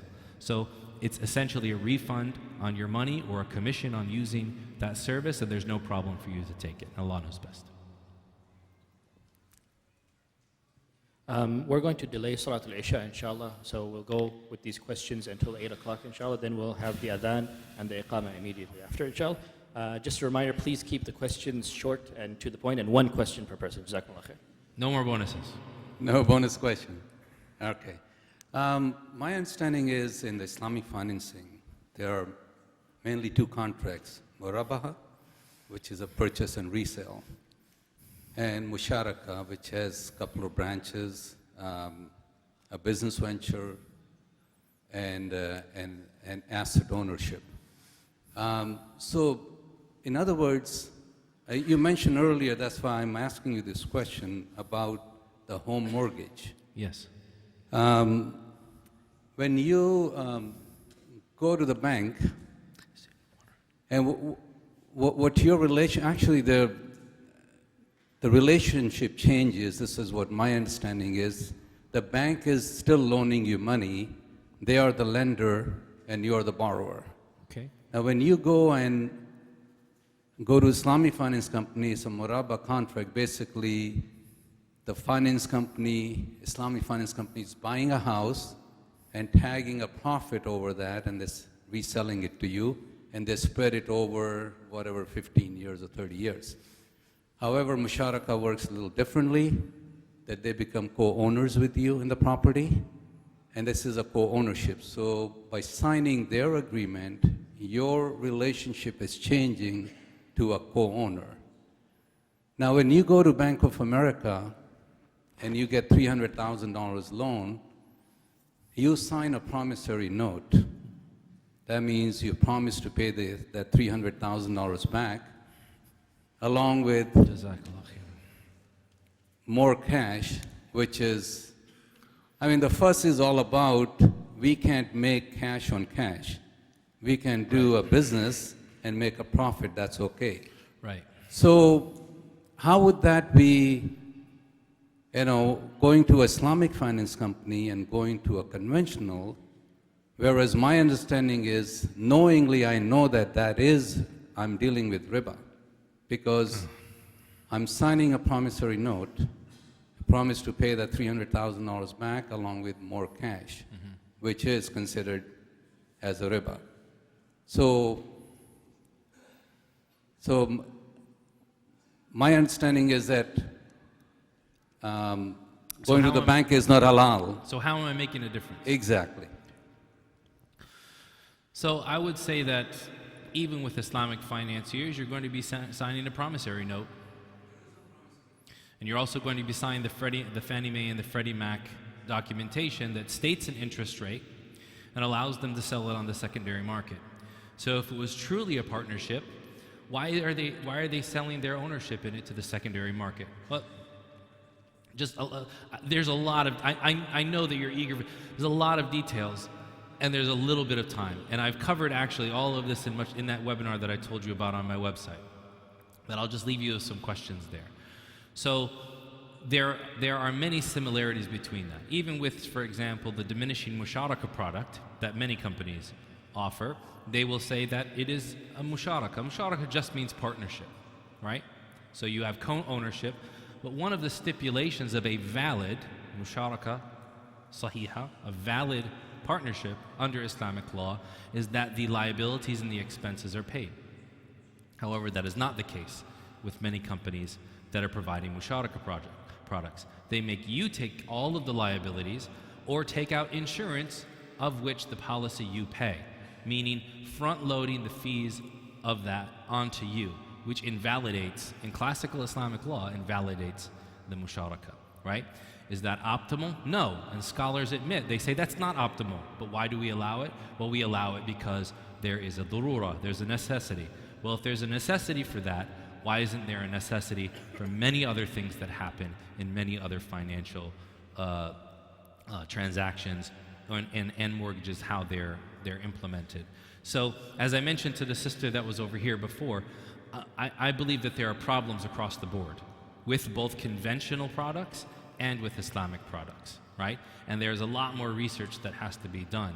But I don't believe that we can, or at least I, at this time, cannot say that one of them is necessarily inherently better than the other, because all of them are problematic.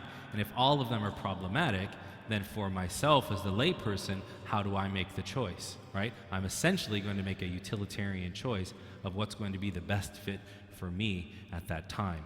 And that's where it becomes a difficult choice, right? A complicated choice, but one that I have to be informed and educated about before I make it, so I can take that responsibility in front of Allah. And I do hope, as the brother here mentioned, that we can get to the point where we can reform the financial system in general, whether it's mortgages or not, to create more fair and equitable opportunities for all Americans, not just Muslims. And I believe that within our Islamic jurisprudence, we have the ability to do so. But one of the things that we're lacking is, one, the in-depth research about the current regulatory environment, right? And how our legal principles can fit into that, or work with that, or work around that. And then two, and he actually alluded to this, is liquidity. Do you know why? One of the reasons why the Islamic mortgage industry has gone down? Because the foreign investors that had their money in the United States pulled it out. Because many of these large-scale companies were started with foreign capital, right? But what's to prevent us? How many people are here in the room? Estimate. 100, 200, 300, I'm not sure everybody said. What if each one of us, let's say 300, what each one of us took out $100 from our pocket right now? How much money would we have? $300,000, right?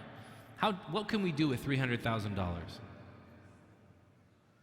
How many students, how many kids from our community could we send to college for a semester with $300,000 a month? Each of us sacrificing $100 a month, right? How soon could we create a credit union for the members of Culver City? If we were to do that. The problem is not in the money not being there, right? The problem is the hearts coming together and deciding we need a better, equitable, more fair, less selfish, more widespread solution for everybody that's here. And we can debate all of the legalities, but it really starts with us, right? When we talk about college for our kids, when we talk about homes, we could do the same thing and make a co-op for homes. It'd be very easy to do. But we have to be willing to invest in our own community members, right? And their futures, even if they're not my own kids, right? There's a real big problem in Muslim communities. A lot of Islamic schools are great until the main funder's kids graduate, right? Because we're funding for ourselves, we're not funding for the sake of Allah. So it really takes the hearts coming together, hudur, right? That concept of the hearts coming together before we even can create the type of solutions that we need. And I hope that if you're a specialist, that we can work together and create those solutions, inshallah ta'ala.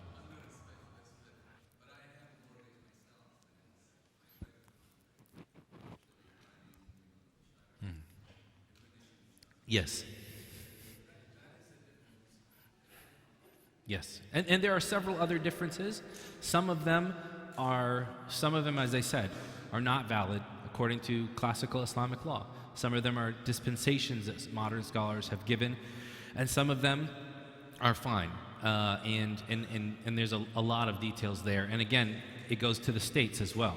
Because like, for example, California, a lot of the laws in California are inherited from the Mexican legal system, from the Spanish legal system, from the Maliki madhab, right?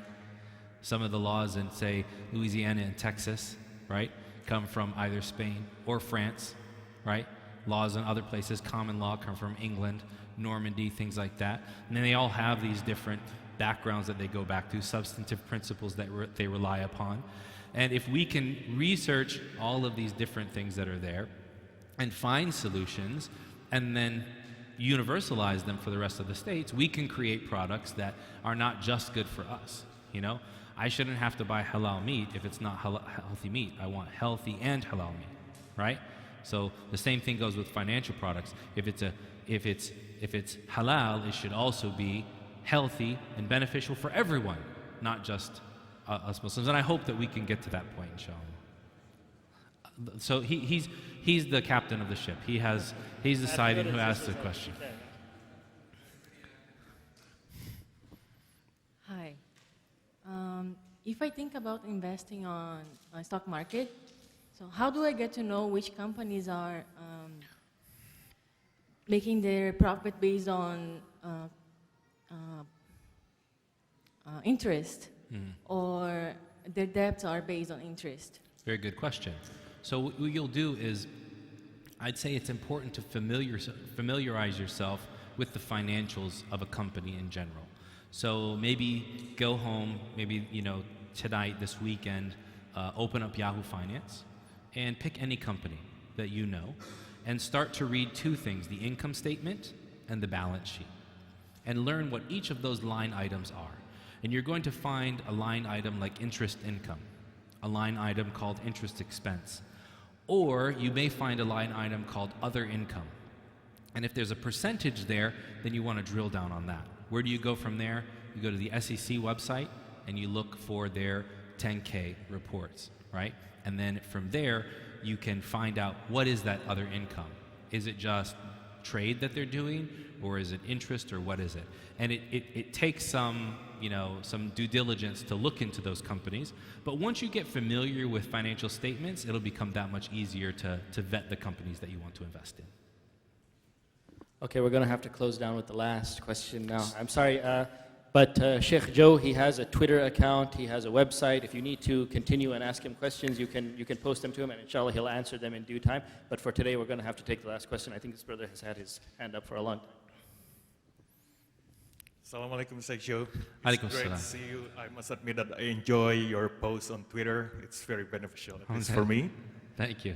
So a quick question is about, what about business that actually use money directly as a business inventory, instead of like Amazon have a money buying stuff and I, as a retail guy, selling it back, eBay dropship or whatnot. What if it's just like trading stocks? Money is basically the business inventory. Not in the sense of investment or slash saving, but it's more like as a way to make money. And if you could like shed some light, especially in light of the riba in the Quran, that God will wage war against riba, and then in a hadith that says like the best way to make money is from hands or something like that. Sorry, I'm not a scholar, I'm an expert. Well, mention the point that you said about Amazon, eBay again. So basically, what do you think about trading stocks, about making money with money? Yeah. Basically, instead of like buying products, trade. selling it on Good Amazon. Question. Good question.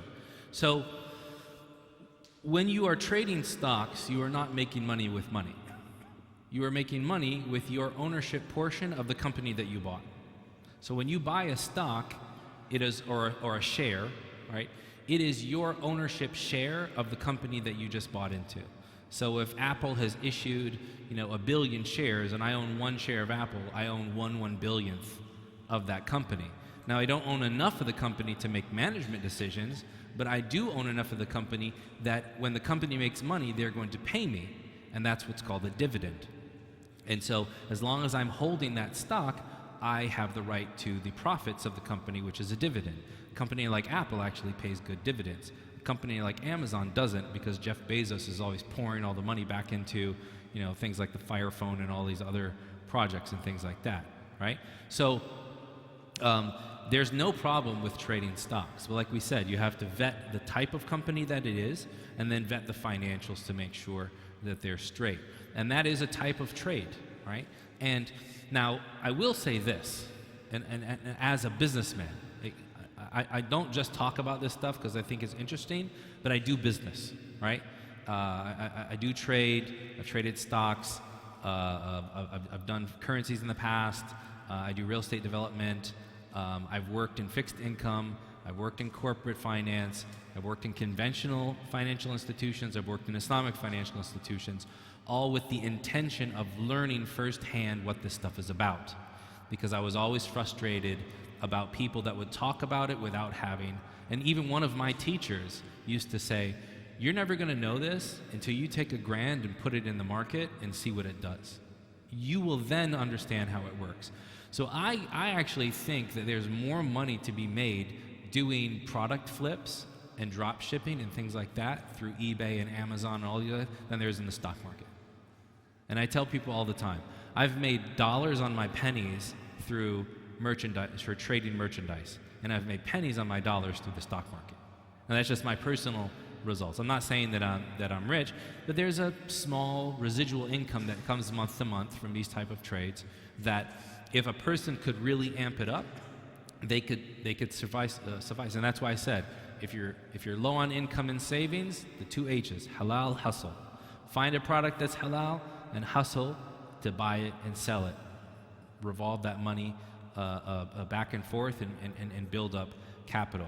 I'm going to thank everybody for coming out tonight. I know that you may have more questions, and I do want to answer them. And I'm going to tell you how I can answer them.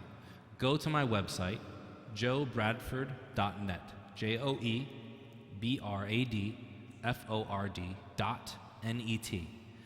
At the top right-hand corner, you will see a button that says Contact. Click that. You will have to do two things. Put in your name and your address. You'll get a welcome email. Do not respond to that welcome email because it is an automated email and we'll never see the response. Okay? In that email, it will say, do you want to invite Joe to speak? I'd be glad to come and see you guys again. Do you want to ask him a question? Right? Do you want his financial planning services?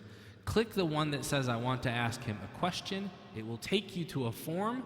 Fill out your name, email, the question. It will send an email to my assistant who puts all of those questions together and gives them to me every 2 weeks. Then what do? We take those questions, we answer them on a YouTube video, we send that YouTube video out to everybody whose email that we have. Nice process, makes it simple so that I don't miss your questions, right? And it can also combine many questions that are the same. And so because that service exists, I do ask you to not pull me to the side while I'm walking out of the masjid and make the walk from here to there a half an hour to 45 minutes. Jazakumullah khairan. May Allah subhanahu wa ta'ala bless each and every one of you, and thank you for inviting me, and I hope to see you again. Assalamu alaikum.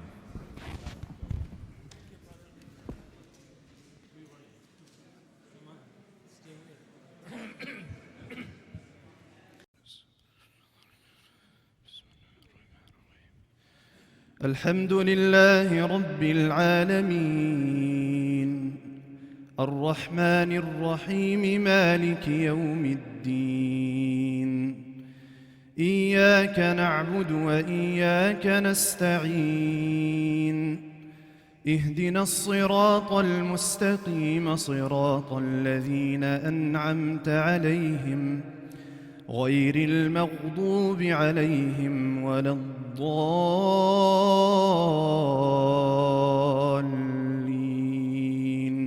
آمين. الله لا إله إلا هو الحي القيوم لا تأخذه سنة ولا نوم له ما في السماوات وما في الأرض من ذا الذي يشفع عنده إلا بإذنه يعلم ما بين أيديهم وما خلفهم ولا يحيطون بشيء من علمه إلا بما شاء وسع كرسيه السماوات والأرض ولا يؤوده حفظهما وهو العلي العظيم. لا إكراه في الدين قد تبين الرشد من الغي فمن يكفر بالطاغوت ويؤمن بالله فقد استمسك بالعروة الوثقى لا انفصام لها والله سميع عليم. الله ولي الذين آمنوا يخرجهم من الظلمات إلى النور والذين كفروا أولياؤهم الطاغوت يخرجونهم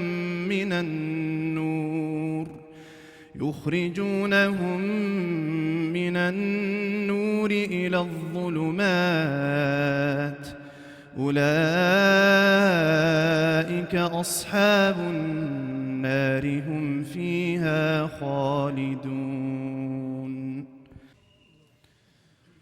الحمد لله رب العالمين الرحمن الرحيم مالك يوم الدين إياك نعبد وإياك نستعين اهدنا الصراط المستقيم صراط الذين أنعمت عليهم غير المغضوب عليهم ولا الضالين